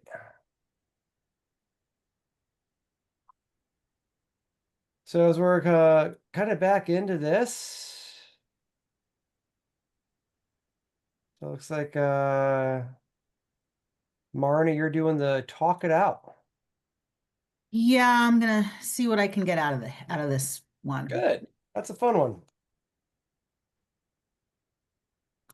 So Kristen, was that you working on a research company? yeah. Yeah, great. All right. And there's Seth. I tell you what, y'all would never believe with this setup what happens on the other side of this screen in my house. It's just craziness. Okay. This looks fairly calm. That side is complete bedlam, especially this time of day when my kids are coming home from school. And I mean, it's just like insanity. Yeah. Two different sides. Okay. It's like a mullet or whatever, right? Where it's like business in the front and it's party in the back over there. Uh-huh. There's a I lot feel happening. you, Seth. My break consisted of cutting up apples and making sure they're doing homework correctly. Yeah. At It's one point, I had insane. a kid looking for their shoes, and they were crawling behind me, behind my chair, looking for their shoes back here. Yes, my wife is making faces over there. It's just a lot of stuff. So, uh, whenever you see a crazy look on my face, it's not you. It's that. Okay. My It's life. youngest got his driver's license 4 weeks ago, so I don't see him anymore till 8:57 Oh when he gets wow. home just in time for his 9 o'clock curfew. yeah, no, it's not a curfew, it's the state law. His first 6 months with the license, he Oh can't drive yeah, after yeah, yeah, 9. yeah, yeah. Love Gotcha. that. Yeah, so it's called the after nines. You get after 6 months of clean driving, you get your after nines. So Okay. he has a state imposed curfew to be home by 9. So Nice. between school and wrestling and a girl, it's usually 8:57 before I see him. So yeah. And my wife just went back into the workforce part-time after 20 years staying home with Oh kids. wow. For So yeah, her. Wednesdays and Thursdays, it's awfully quiet around here, just me and the dogs. It's kind of weird. Yeah. We're wondering what's going on. Yeah, yeah. Where is she? Yeah. Yeah, so I took my break and wandered around an empty house like, this is wrong. So Seth, looks like Marnie's working on building out the column of talking it out. Kristen's working on research and company. Do you want to take one of the ones you've already done? Is there another journey Yeah. step you'd like to No, it's fine. I'll dive just in grab like deeper? recruiter contact or whatever Yeah, okay. for it there. Right. So I'll have you guys work on that for a little bit, and when we all get to the bottom, we can do a report out of what we took away from it. And if you have any questions along the way, let me know. But the bottom 2 rows really are the key. Like, what can we do to be different, and what opportunities do we have to win this step of the journey? Right. Do you want us to continue going all the way down? Yeah, yeah. Okay. So from the recruit's point of view, like what their needs are when researching a company kind of Yeah. thing. Yeah. Okay. So like, if they need your LinkedIn page, Uh-huh. okay, cool.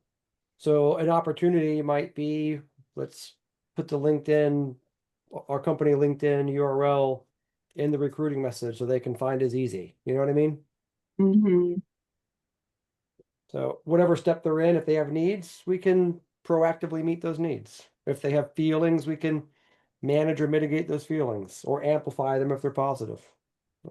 That's the kind of thing we're trying to figure out. Okay.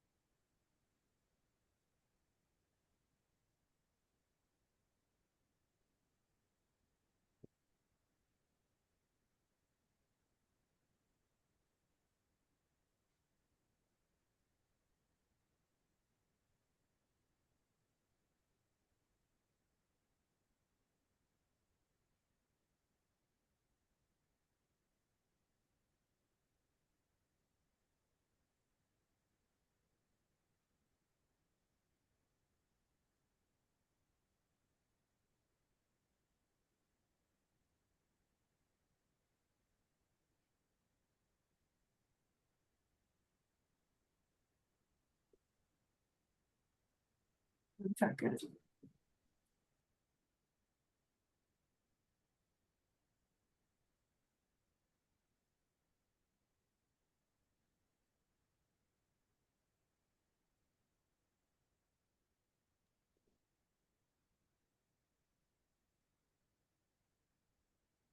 Did you get them?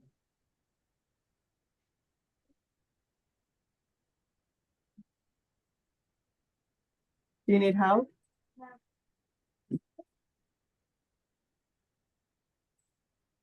Thanks for the offer, Kristen. I appreciate it.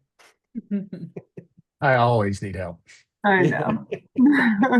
Always. Uh, I was definitely thinking I was gonna get a yes out of that.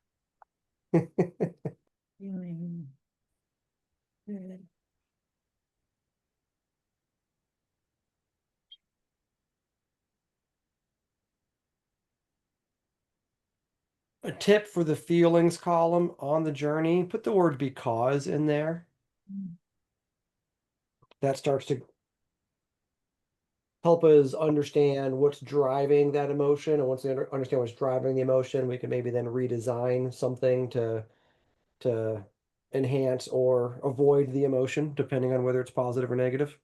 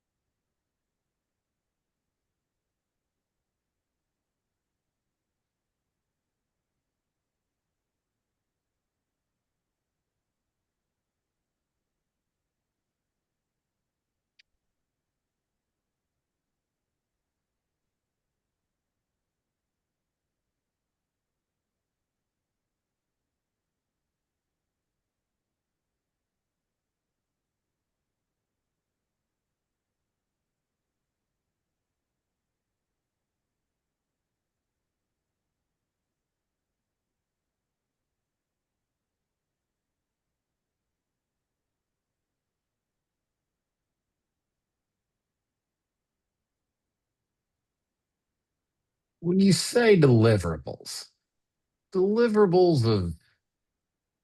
of who? um, Yes, so a collateral might be, like you said, like the LinkedIn profile of the recruiter. The deliverables might be something we're going to give them. So is there an interview prep sheet?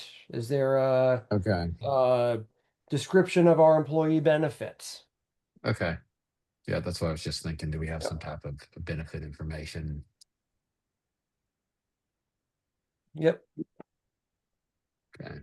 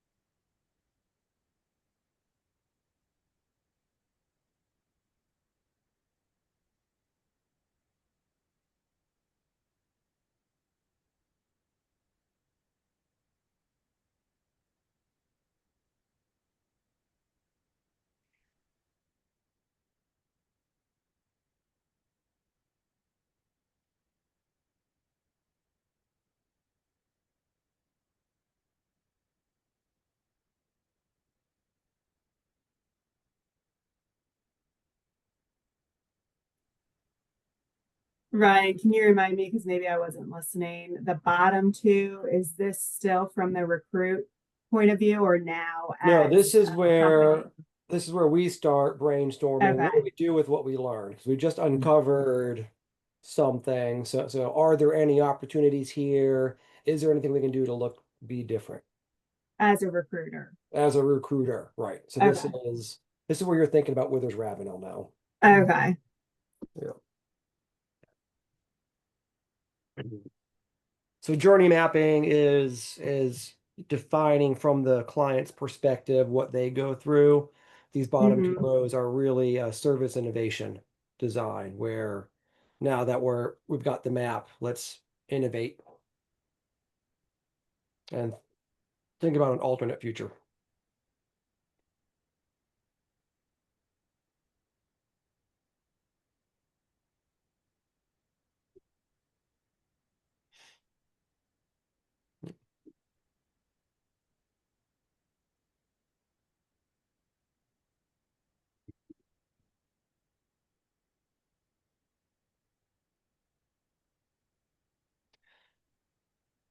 All right, well, you guys look mostly done on those bottom two rows. We can kind of group think on those if you want together.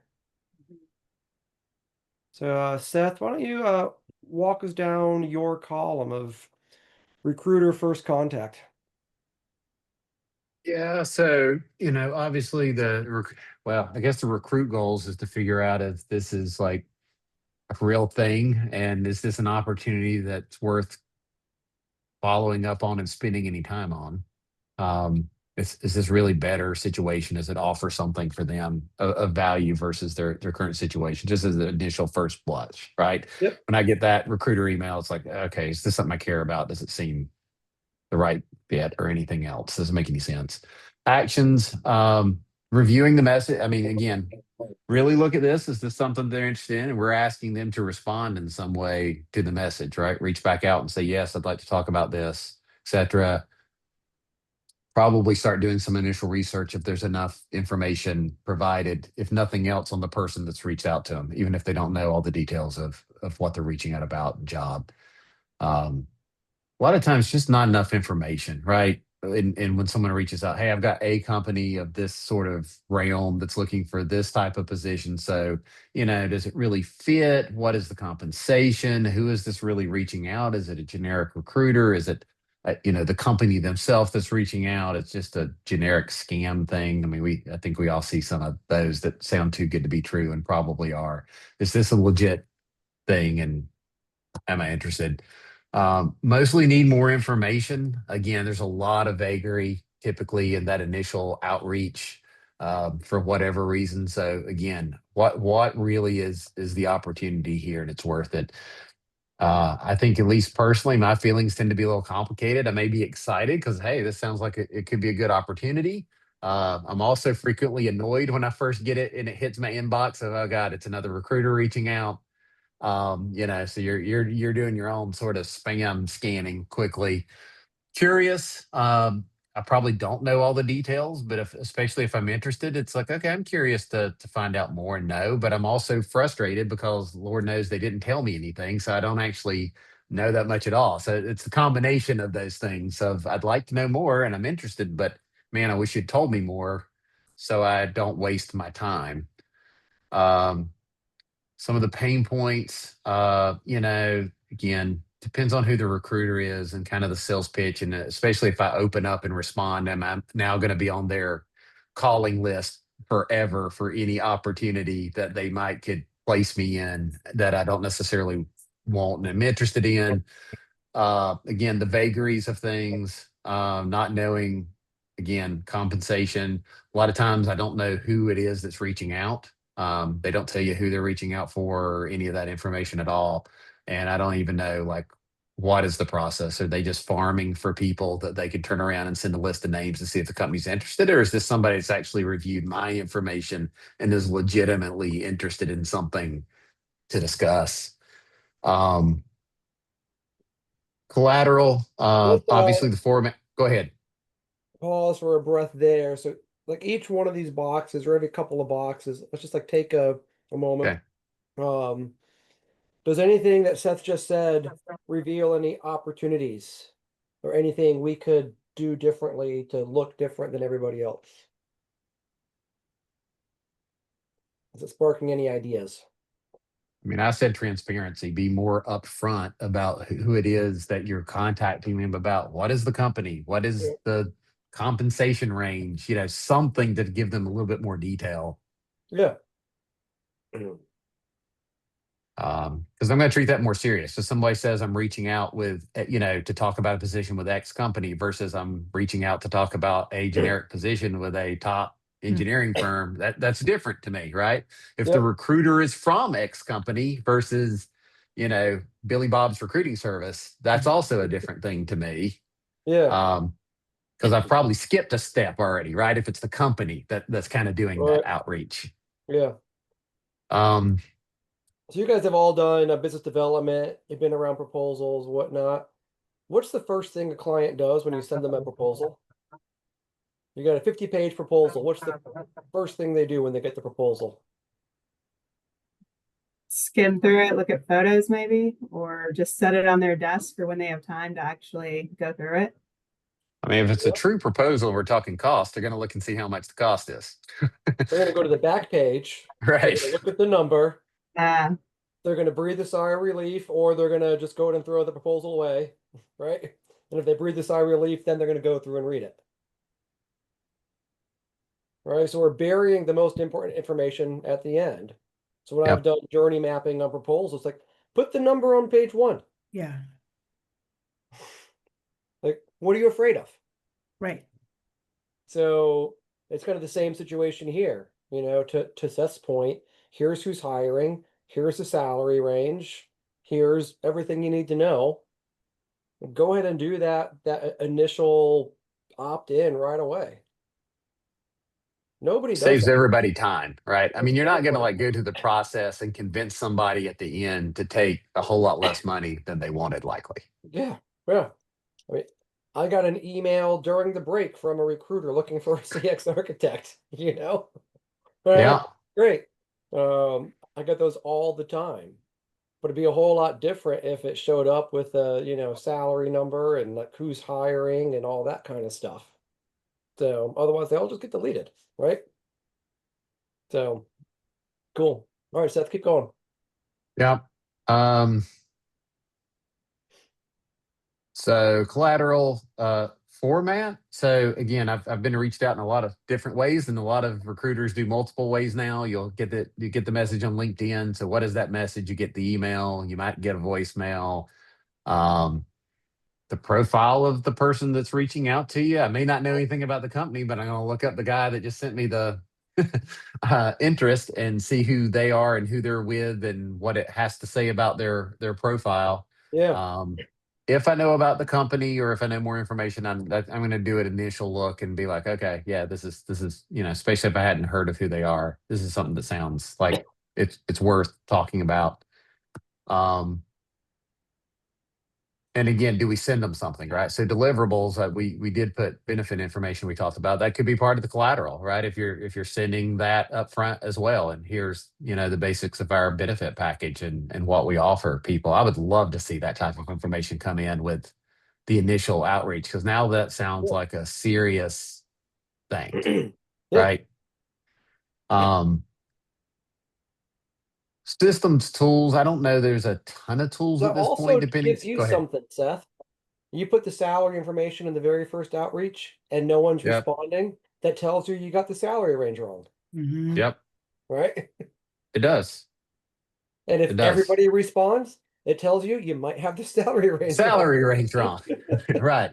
Or I've completely misunderstood the people that I'm sending this to, right? Like Right, that right. I've got I'm not screening well. Yeah, exactly. Which I think that's part of the reason people leave stuff out sometimes, because they don't screen worth crap. And they have this huge broad area and yeah, some of those issues. So systems tools, again, I put website if there's enough information for somebody to go look at something, especially if it's, related to, employees and what the company offers. That initial sales pitch on their website of like, all right, yeah, this sounds great. Otherwise, a lot of times there's nothing that happens there. Yeah. I'm not sure the difference in opportunities and differentiators. I actually think I need to move the things I have up. But, I said transparency, providing a lot more just initial contact information, salary, who's reaching out, what we're reaching out for, what we're really looking for in the position. again, we've looked and we think it's a good skill set, but let's tell enough to say, this is what we're looking for. If this sounds like we would like to talk. And more personalization. I think I mentioned that earlier, not the generic email, but if we can call out something we've seen in their profile that stood out to us of why we think they might be a good fit, I would take that more seriously, right? Yeah. I would respond to something a lot more if someone reaches out. Um, and I've had people. One of the best I ever had is I had a recruiter reach out to me, and he was working he was a third party, but he was working directly for the company. And he basically said, "Yeah, I know I'm calling you out of the blue. Um, I know I don't have a ton of information, but this is who I'm calling for. We've looked at your information. We're really interested in talking. I'd love for you to just give me a call back, and just so I can just tell you more about it." And I mean, he did it in a great way that wasn't super pressury. And he called me, and so it wasn't a just spam it out to everybody situation. And clearly, he knew something about me. I think he even said, "I know you know so and so who works for the company." Um, that type of thing. Great. Marnie, Kristen, any other ideas on opportunities or differentiators that Ardura could do differently based on what Seth just laid out? No, I think you Good got job. most of them. Yeah, personalization, just being, I think every recruiter could be do more personalization when trying to hire to be a differentiator. Yeah, Yeah. And that's getting harder and harder because AI is doing it. It's just doing it I kind of know. poorly. Yeah. But again, that's part of what you kind of, going back to the original message, does this feel like AI wrote it, or that somebody wrote this to me? Yeah, Right? Or yeah. did they have it generated and it just spit something out and it put my name in it? Right. hmm Yeah. Because 99% of them look like that. Exactly. Exactly. So it doesn't take much personalization to stand out in the recruiter world. That's Yeah. all I'm going to say. Yeah. Yeah. Much like the generic AI recruiting email I got during break.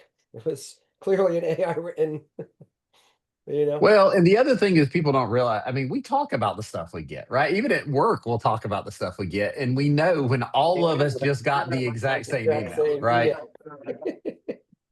Exactly. We actually did a fun little game one time where it was right after the acquisition. We're like, y'all are going to get blown up by recruiters. We're going to play a game and see who gets the same message from the same recruiters. And, it was fun, and it wasn't like, hey, this isn't serious, but just know this is just it's sharks in the water Yeah. situation. The couple months after I sold Client Savvy, the number of wealth managers that wanted to become my friends on LinkedIn, I Yeah. was getting like 10 a day. It was crazy. Yeah. So it First is time I interesting. became a vice president. Yeah, it was the Uh-huh. same sort of type of thing. And suddenly, Yep. hey, You're somebody now. right. Yeah. All right. Kristen, I think you're up next on the journey, sequence wise. Walk us through your column. Yeah, so I think a recruit's goals when researching the company are really understanding the culture, maybe the growth opportunities, what is the reputation of the company before I start this whole journey. Action steps that they might take would be visiting the company website, checking Glassdoor, LinkedIn, social media. Are they going to ask their own colleagues or friends that they know within their network or field? And also, like, maybe check the news, Google them, you're going to get Right. Googled. And then specific questions. What's the work environment like? What career path exists? How often are people promoted? Is leadership approachable? How's the company doing financially? Do they offer hybrid or remote options? And then what kind of projects would I be working on? And like, what kind of difference will I make by working on those projects in the communities? Yeah. So let's take one of those. Um, what kind of financial health is the company in? How do we answer that question? I mean, we're really early phase here. So how do we answer that question? Um, Not that's a every good question is question. answerable, but Yeah. I think maybe you could discuss like maybe if you just acquired another company, or maybe you could Right? talk about, yeah, Are you growing? I mean, we obviously yeah, have that on our website. I mean, we're in a growth mode, and we certainly are promoting the fact that we're growing and we've moved up in the rankings of ENR and, right, right. yeah. So Maybe the we could DNR discuss rankings, NPS score. Yeah, NPS score, yeah. You yeah, know, yeah, Zweig has their annual hot firms list. right, yeah. PSMJ has the Circle of Excellence, which is based on actual financial metrics. So if you're in the PSMJ Circle of Excellence, that's a kind of third party validation that your financials are healthy, Mm-hmm. right? Client right, Savvy has their own awards. Yep, Yeah, based on profitability. Yeah. yeah, yeah. So, so each one of those questions, think through, can we answer it? And Mm-hmm. if so, how? What are the tools, and particularly what are the tools that are trustworthy, right? Mm-hmm. right, You saying employees are happy is different than Glassdoor ratings, Mm-hmm. right? right. Yeah. Us saying we're growing is different than hot firms rating or whatever else type Right, stuff. right, Yeah. right. So yeah. All right. I keep on going, Kristen. Yeah, my needs as a recruit and researching the company. I'd love for that information to be clear and accessible, transparent, and also like show some proof of stability. Um, it's got me feeling curious because I would want to learn if the company aligns with my goals. Hopeful because I'm excited about a potential new opportunity, but also skeptical because I'm still trying to figure out if this is the right move, or maybe the information that I'm finding is a bit vague. Pain points as a recruit, lack of clarity, maybe outdated website pages and information. Like if you're seeing information and data from like 2023, 2024, and it's 2025, that could be very frustrating. If you're noticing any negative reviews on the company when you're researching, and also like if it's hard to relate to or understand the message from the company, if they're using lots of acronyms that maybe you don't understand, or Right. if you've got to further research some of the things that are on their website because you don't quite understand it, that's just another step you got to take. So that those could all be pain points. Collateral as a recruit, looking for the career page. I'm looking for clear jobs, salary ranges, benefits. If they've got any project spotlights on LinkedIn or social media about the impact they make on the communities. And then also when I'm on their website, making sure that, I align really with the info on mission, values, and the impact that they're making. Deliverables being easy to navigate the website or the career page, also easy to apply. Uh-huh. And then social proof that they're active, whether that be on LinkedIn, Instagram, kind of wherever you're looking, things are up to date. Systems and tools that would help while researching the company, just user-friendly website. It's easy to navigate. And then also like their social media stuff, active, professional, aligned with the company brand and mission. Right. Right. As a recruiter, opportunities to help recruits while they're researching that company, just making sure that info is accessible, easy to read. The salary ranges are listed, benefits are clear. If there are growth paths available, list the mission, the values, share data that you can on the website, on LinkedIn, on social media.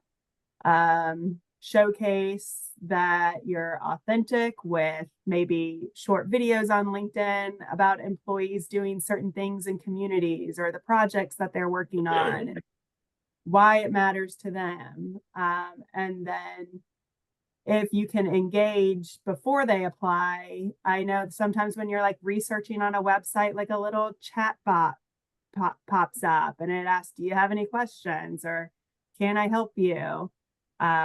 That's always something good to have as well.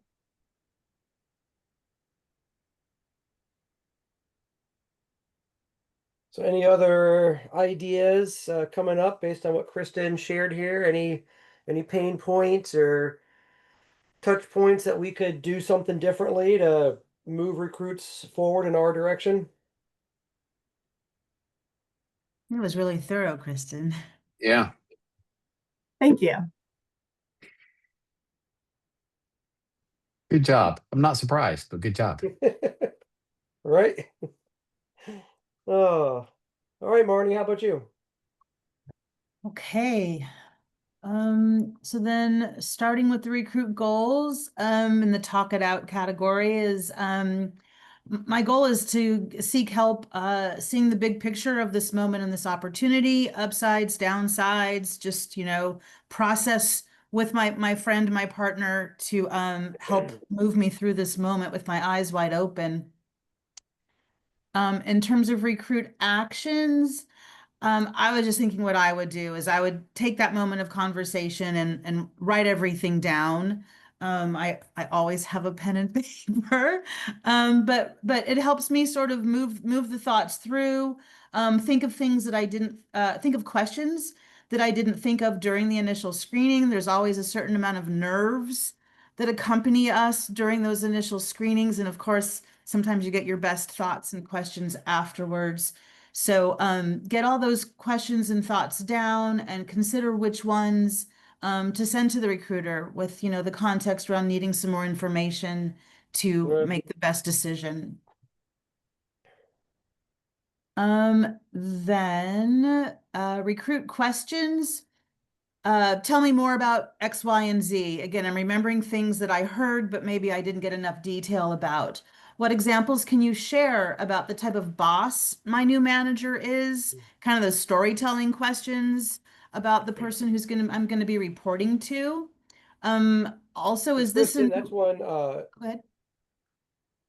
to interrupt there, Kristen, that's one that we've done here because we also use Strengths Finders.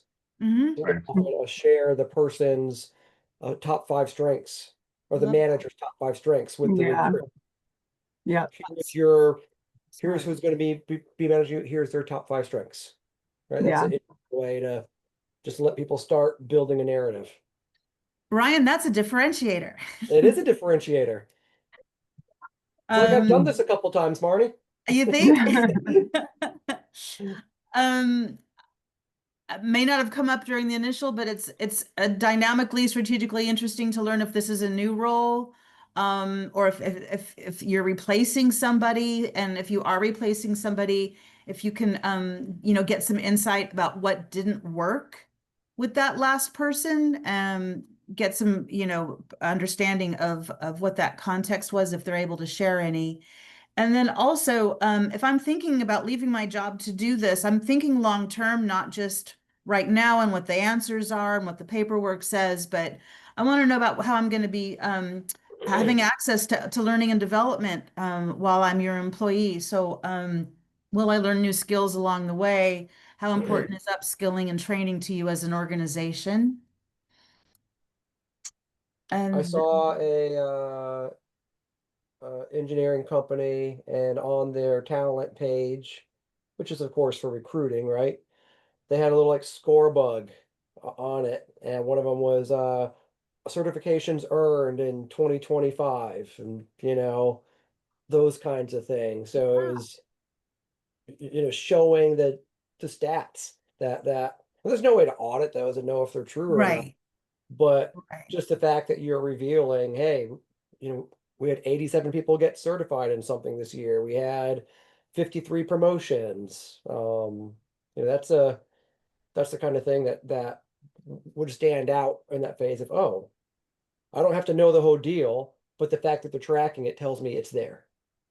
And it tells me that they care about Yeah, that. They yeah, recognize it's important, right? right, right. Yeah. So you Yeah. guys are already sending people through trainings. People are getting certifications. They're getting licensed. They're getting promoted. It's not Yeah. that much more work to measure it. And, Yeah. Right. simple bit of data can tell a whole lot of story there. Yeah.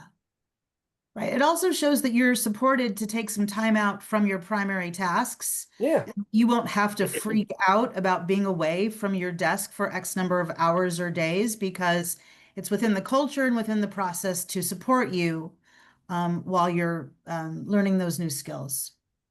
yeah. Someone mentioned a concern about burnout, right? Mhm. So if we're investing in professional development and promotions and all that, probably not burning people out doing if they have time to do professional development. Right. Yeah. Yeah. Well, I like the way you said that. Yep. In terms of needs, I need to know that I have all the information necessary to make a good decision. Yep. That's the hardest part. Is to know what is that? What is that amount? What is that? Okay, I feel I have enough to know, have enough to make that decision. I need to feel comfortable and confident in order to move forward. It's not just the check boxes of information. It's I need to know that I'm sleeping well with this decision on my mind.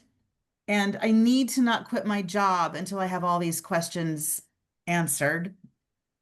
In terms of feelings, I kind of mentioned some of them in the needs sections, but my feeling at this point, I'm inferring from this person is that feeling good about this opportunity, but not yet sure because I didn't expect this. I'm sort of thinking of this person as this was kind of an unexpected recruiter message, and I just need more insights from the recruiter to feel really good because I'm feeling Yeah. flattered, but that's not enough. Yeah. So with what you were just going on, I don't know if this is a good one or not, but I just Googled, how do I know if I should take a job offer? Well, Forbes has this article, never ever take a job if it doesn't pass this test. So could you proactively send a recruit over to this Forbes article and say, hey, we want to make sure you make a good decision, make sure this passes the test. Yeah. Such a Who differentiator. Yeah, that who would does be that? so cool. Right, exactly. Who does Right. that? Right. So that's what happens when you start mapping things out. People are going to start having ideas of, we should try this, we should try that. And you'll end up with 50 great ideas and you'll implement five. Yeah. Yeah. That should be like a recruiter goal is for the recruit to say at least one time about the experience. Who does that? Right. That would be a Right. big win. That would be a great recruiter goal. Exactly right. I really like the succinctness of that. Every recruit should, at some point during their journey, say, who does that? That might be I almost wanted to mic drop and end the call. I think that's it, Ah, right? There you go. I mean, no, that's like the moments you want, right? Yeah, yeah, Talk yeah, about well, differentiator. If when they can say who does that, you're yeah. there. you know what? And that goes back to the beginning of the conversation, back to how we're applying CX, the client experience, to the recruit experience. Because I know from at least my experience, we aim for the client to say that. Who does that? Right. Only you guys do that, or for, a client to come back and have that kind of experience, that's what they say to you. So again, Ryan, it's really very parallel, and very, very good the way you've laid this out. Because we would call those magic moments. And we would, at the beginning of a client relationship, based on what we know, sort of plan out magic moments at key milestones and such. And it's the same opportunity here, even though it's a shorter duration of the relationship. Um, Well, Marty, that is going to be one of my very soon written LinkedIn articles, and I'm going to tag you in that one. Thanks for the inspiration. yeah, thank you for the inspiration all these months. Okay, pain points. Pain point, new boss, new team. Like it's almost like starting over a little bit, right? Like the recruiter is sold into you, but you have to then, if you're going to take this opportunity, to sell yourself to make sure that the new boss and the new team, and you're really need to know what you're really stepping into. How broken are things? I think that's about the transparency I would hope to expect. If I'm going to ask a question about the pain points within the team I'm stepping into, I'd hope there's transparency there. Another pain point, again, just risk and leaving the current stable job. And if the salary offer is good but not great, but the people and culture sound a lot better than my current job, that might be valuable enough to make up that Yeah. dollar difference, you know? For sure. Collateral, and if I wasn't thinking about this correctly, please tell me, but I was thinking that, a timely responsive communications from the recruiter Yep. would be valuable collateral in a moment like this of decision Yep. making. Yeah. And I didn't know what to put for deliverables. Yeah. Well, I mean, we just talked about one. It could be that we do the, how do you know when it's ready or it's good to accept the job offer, right? Or how do you know when it's time to change jobs? That could be a deliverable. It's not something we're doing today. So that probably actually belongs down in the opportunities differentiators is give a deliverable here that helps them talk it out. Give them the decision conversation guide to have with their spouse, right? Our goal is to help them get past this step in the journey Right. in a spot that's favorable for us. So what are we going to give them that makes that easy? Right. Yeah. We've done. Again, who does that? Right. And yeah, they're going to know you're doing it selfishly. But it's helpful, right? It's yeah. that magic moment. Yeah. Yeah. Systems tools, phone, video chat, email, the usual stuff. And the opportunities started to talk about, have communication flows, like a flow of communication that keeps the recruit engaged and feeling important. And of course, just, 101, respond to the recruit questions same day, if not as promptly as possible. Yeah. Yeah. Seth, Kristen, anything you guys would add during this moment when they're sitting at the dining room table talking it out? I think the only thing I would add around questions is, to me, the biggest question I would start asking myself is, what would it take? Right? Like, what would it look like that would actually convince me to leave? Right. I like that. What would it take for me to leave? That's a good question.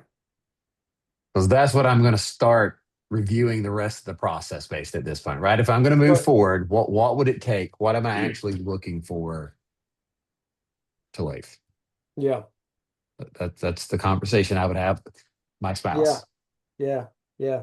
And get their input. What would it like? What, from your perspective, what would it take, right?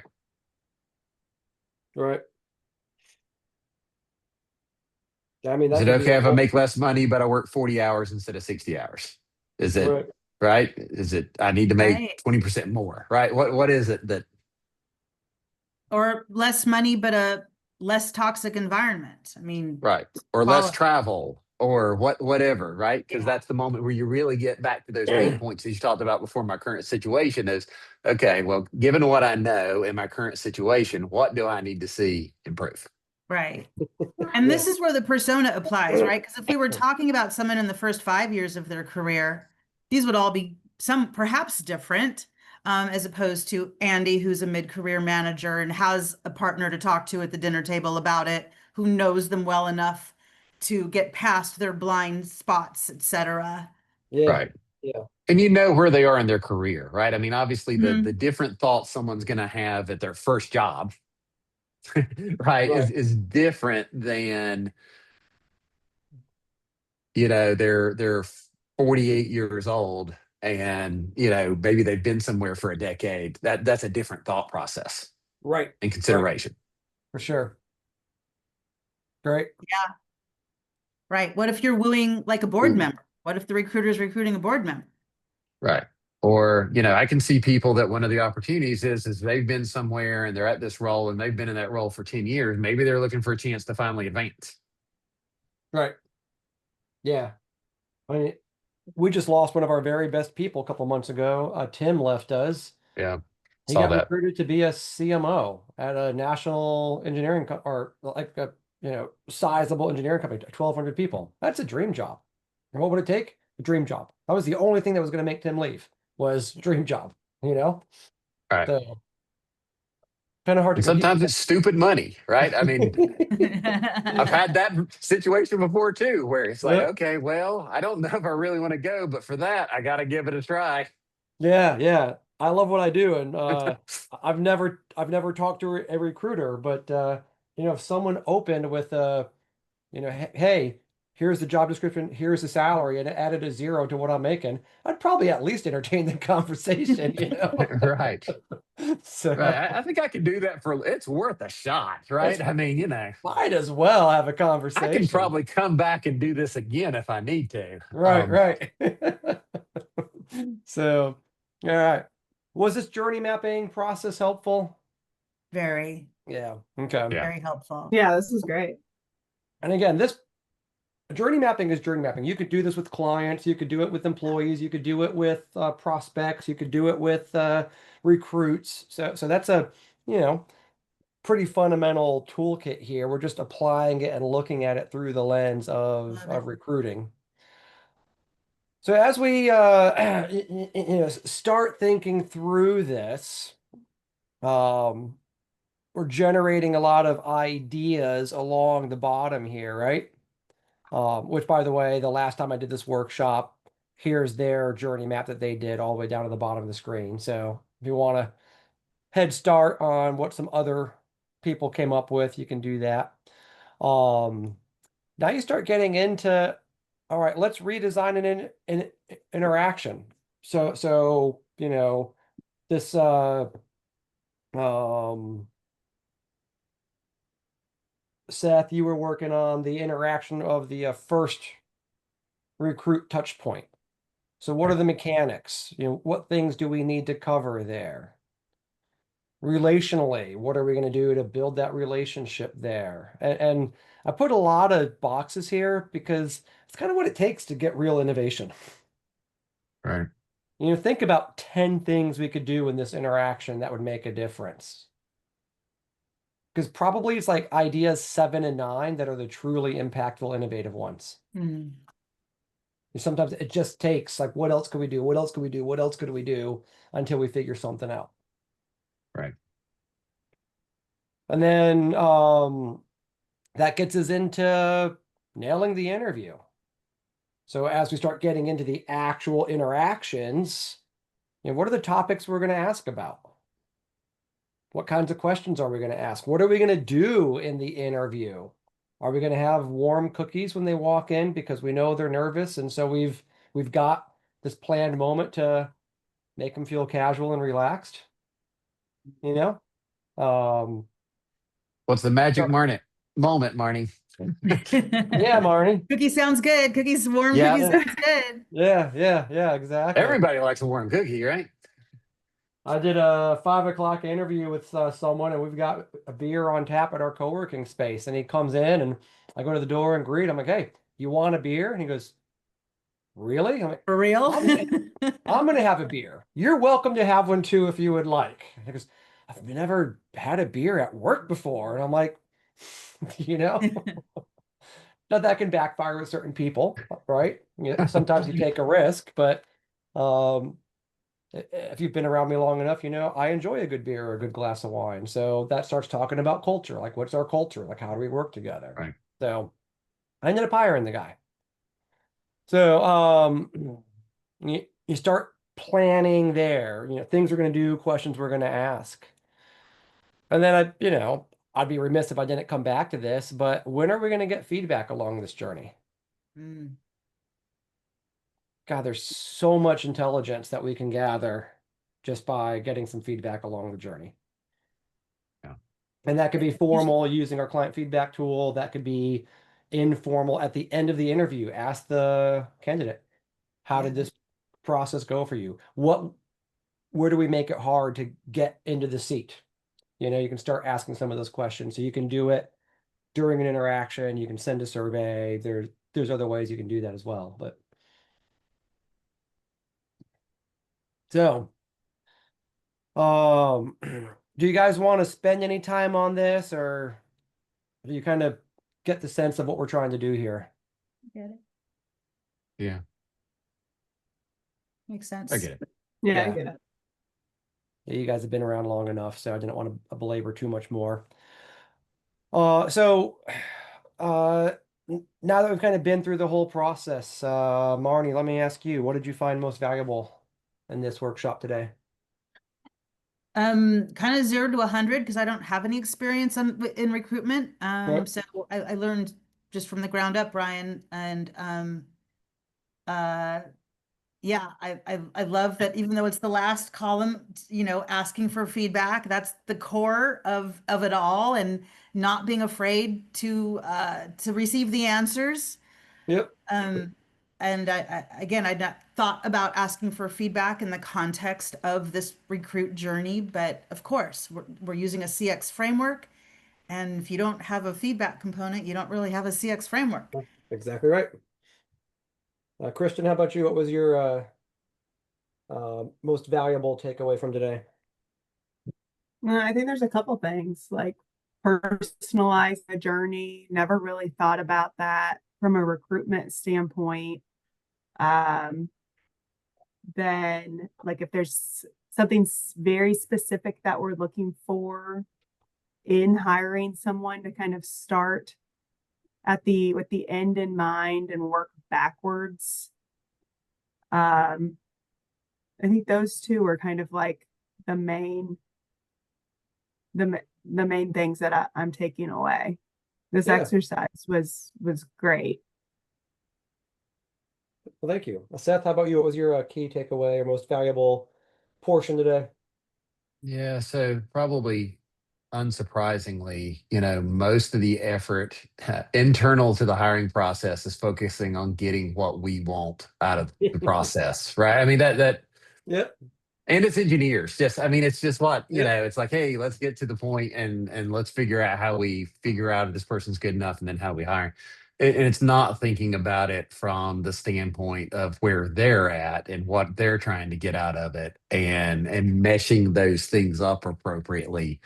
And that's how we end up hiring the wrong people. And I mean, so many different things. And I've seen it, God knows how many times I've seen those things, right? So I just think we could be a lot smarter in our approach to end up with better results at the back end and less wasted time in the middle, right? Yeah. Because the thing we continually run into is you go through this whole process and you make an offer or whatever, and they end up turning it down. Right. And I feel like there's so many That's things we could have expensive. done at a different point to have avoided that situation. Right. To Right. me, when the offer comes, it's just, I mean, semantics at that point. It ought to Yeah. be, right? Like we Right. all understand enough about where we're at that nothing's a surprise. This is the final firm details, but like it's everything we told you it was going to be. We're Right. just like signing the paper now, right? It's not, yeah. And imagine how much faster you could go from first contact to butt and seat if we got all that friction out of the way. Mm-hmm. Yeah. Right. Yeah. I've Yeah. never been about like to give feedback on the process of being interviewed, hired. So that alone is like a differentiator if we Mhm. could start doing that. Yeah. Yeah, I agree. Even if it's just when we got to the final part and they accepted the Mhm. job of asking for feedback, or they declined the job and asking for Yeah. Yeah. feedback. I mean, just that point would be so valuable to know. What did we do well? Like, where did we not meet expectations? Why did you decide not to Yeah. take the job? Why did you decide to take the job? Right? What was the Yeah. final? Yeah. Yeah. And we don't do it. We don't do it. Yeah. I would say if you're going to do anything, do it after the first interview, because that gives us some opportunity in the next interview to pivot, Right. put them in a better spot to get to the yes, and then you can do Yeah. it again at the end of the journey. Yeah, That's I most could see commonly that what we because in the see. middle Yeah. we got a chance to do something, but even at Got a the chance end, to- to me, that's where it's like, okay, this is how we like reshape the process, right? Right. Because Yep. Right. again, we Yeah. should never get to this point. I mean, Yep. yeah, it's going to happen occasionally, right? Something changes or what. I mean, we have things, but like 90% of the time, when we get to the offer, it should be a yes. That's the way I view this process if we do it Exactly well. right. Exactly right. Just like in Right. business development, you shouldn't be a spraying and praying your proposals. They're Correct. expensive to develop. You should know you're They going to are. win if you're going to put it together. Right. Yeah, we better have a really good chance, right? We better at least have a 50% chance when Yeah. we're there. Yeah. And yeah. Right. So, anything else you guys want to talk about in the recruiting experience process?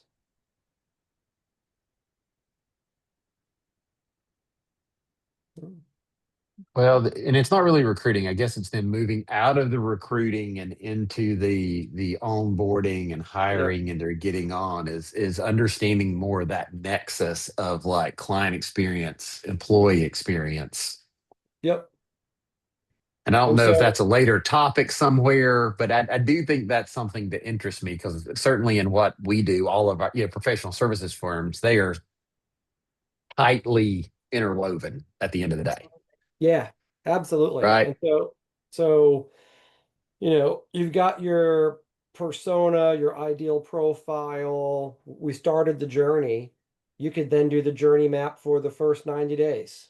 And now Mhm. you've got your onboarding journey. Then you could do a journey map for our retention, which is it's kind Yeah, of an odd one because it's more of a flat map than a linear map, but there are right. certain phases and cycles that people go through. So what does that annual cycle of retaining a journey look like?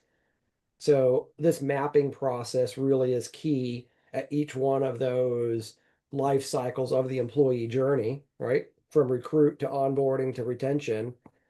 And then same thing, where do we create those who does that moments of magic that Marnie talked about? And then where do we put employee feedback in the journey to keep them engaged and keep that listening going? It would be awfully shallow to do a whole bunch of feedback during the recruiting process and then not ask for any during onboarding. Mhm. Wait a minute, you listened to me before I signed up, and now you're going to stop listening to me? Same thing It with the happens all the client. time. Yeah, Right, it yeah, happens all the time. Especially because you're turning it over from like one group that's been yeah, engaged to a different, and right, it just that's where a lot of times the real disconnect ball gets dropped. right, right. Right. So Just yeah, like with clients, you go through this whole sales Exactly. process, and you're winning the work, and it's great, and you're turning it over to the project team, and it's just like a completely different It's experience like all of a working with a sudden. new company all of a sudden. yeah, Right, yeah, right. yeah, exactly right. So, anything you guys would do differently the next time I run this workshop? Mm.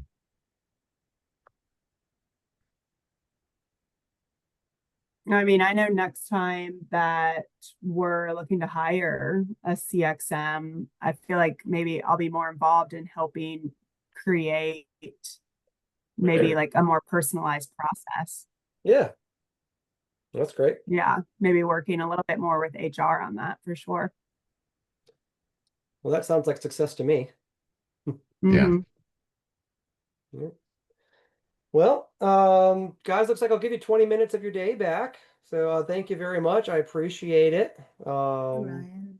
This was a fun workshop to get through. yeah, I like it because we do a lot of different things kind of in sequence, That's one thing to go deep in journey mapping or deep in ICPs or, deep in problem definition. So this is kind of a fun one to skim across the surface of a lot of different CX tools and yeah. apply it towards a tactical problem. So glad you guys stuck with it. Hope it was helpful. And I'm gonna I realize I don't have an ebook and how-to guide on this topic yet, so Yeah. I will be writing that, and you guys will be influencers in the next creative guide that we write. So thank you guys for being part of that. Absolutely. Yeah, of You're course. right. Thank you for today. Yeah. Yeah. Yeah, Hey, can I ask you a quick question? Can you stick around so I can pick your brain on something real quick, Ryan? yeah, sure. Let's do that. And Marnie, I think you wanted one too, so I'll Sorry. No, no, it's okay. No. Go ahead. Is West Coast. So let me start with you, Kristen. Marnie, Okay. I'll call you on your cell in just a little bit. That sounds good. Great. And I'll talk to you on Friday. Talk to you All on right. Friday, Seth. Bye, guys. Bye. Bye, guys. everyone. All right, let me stop the recording.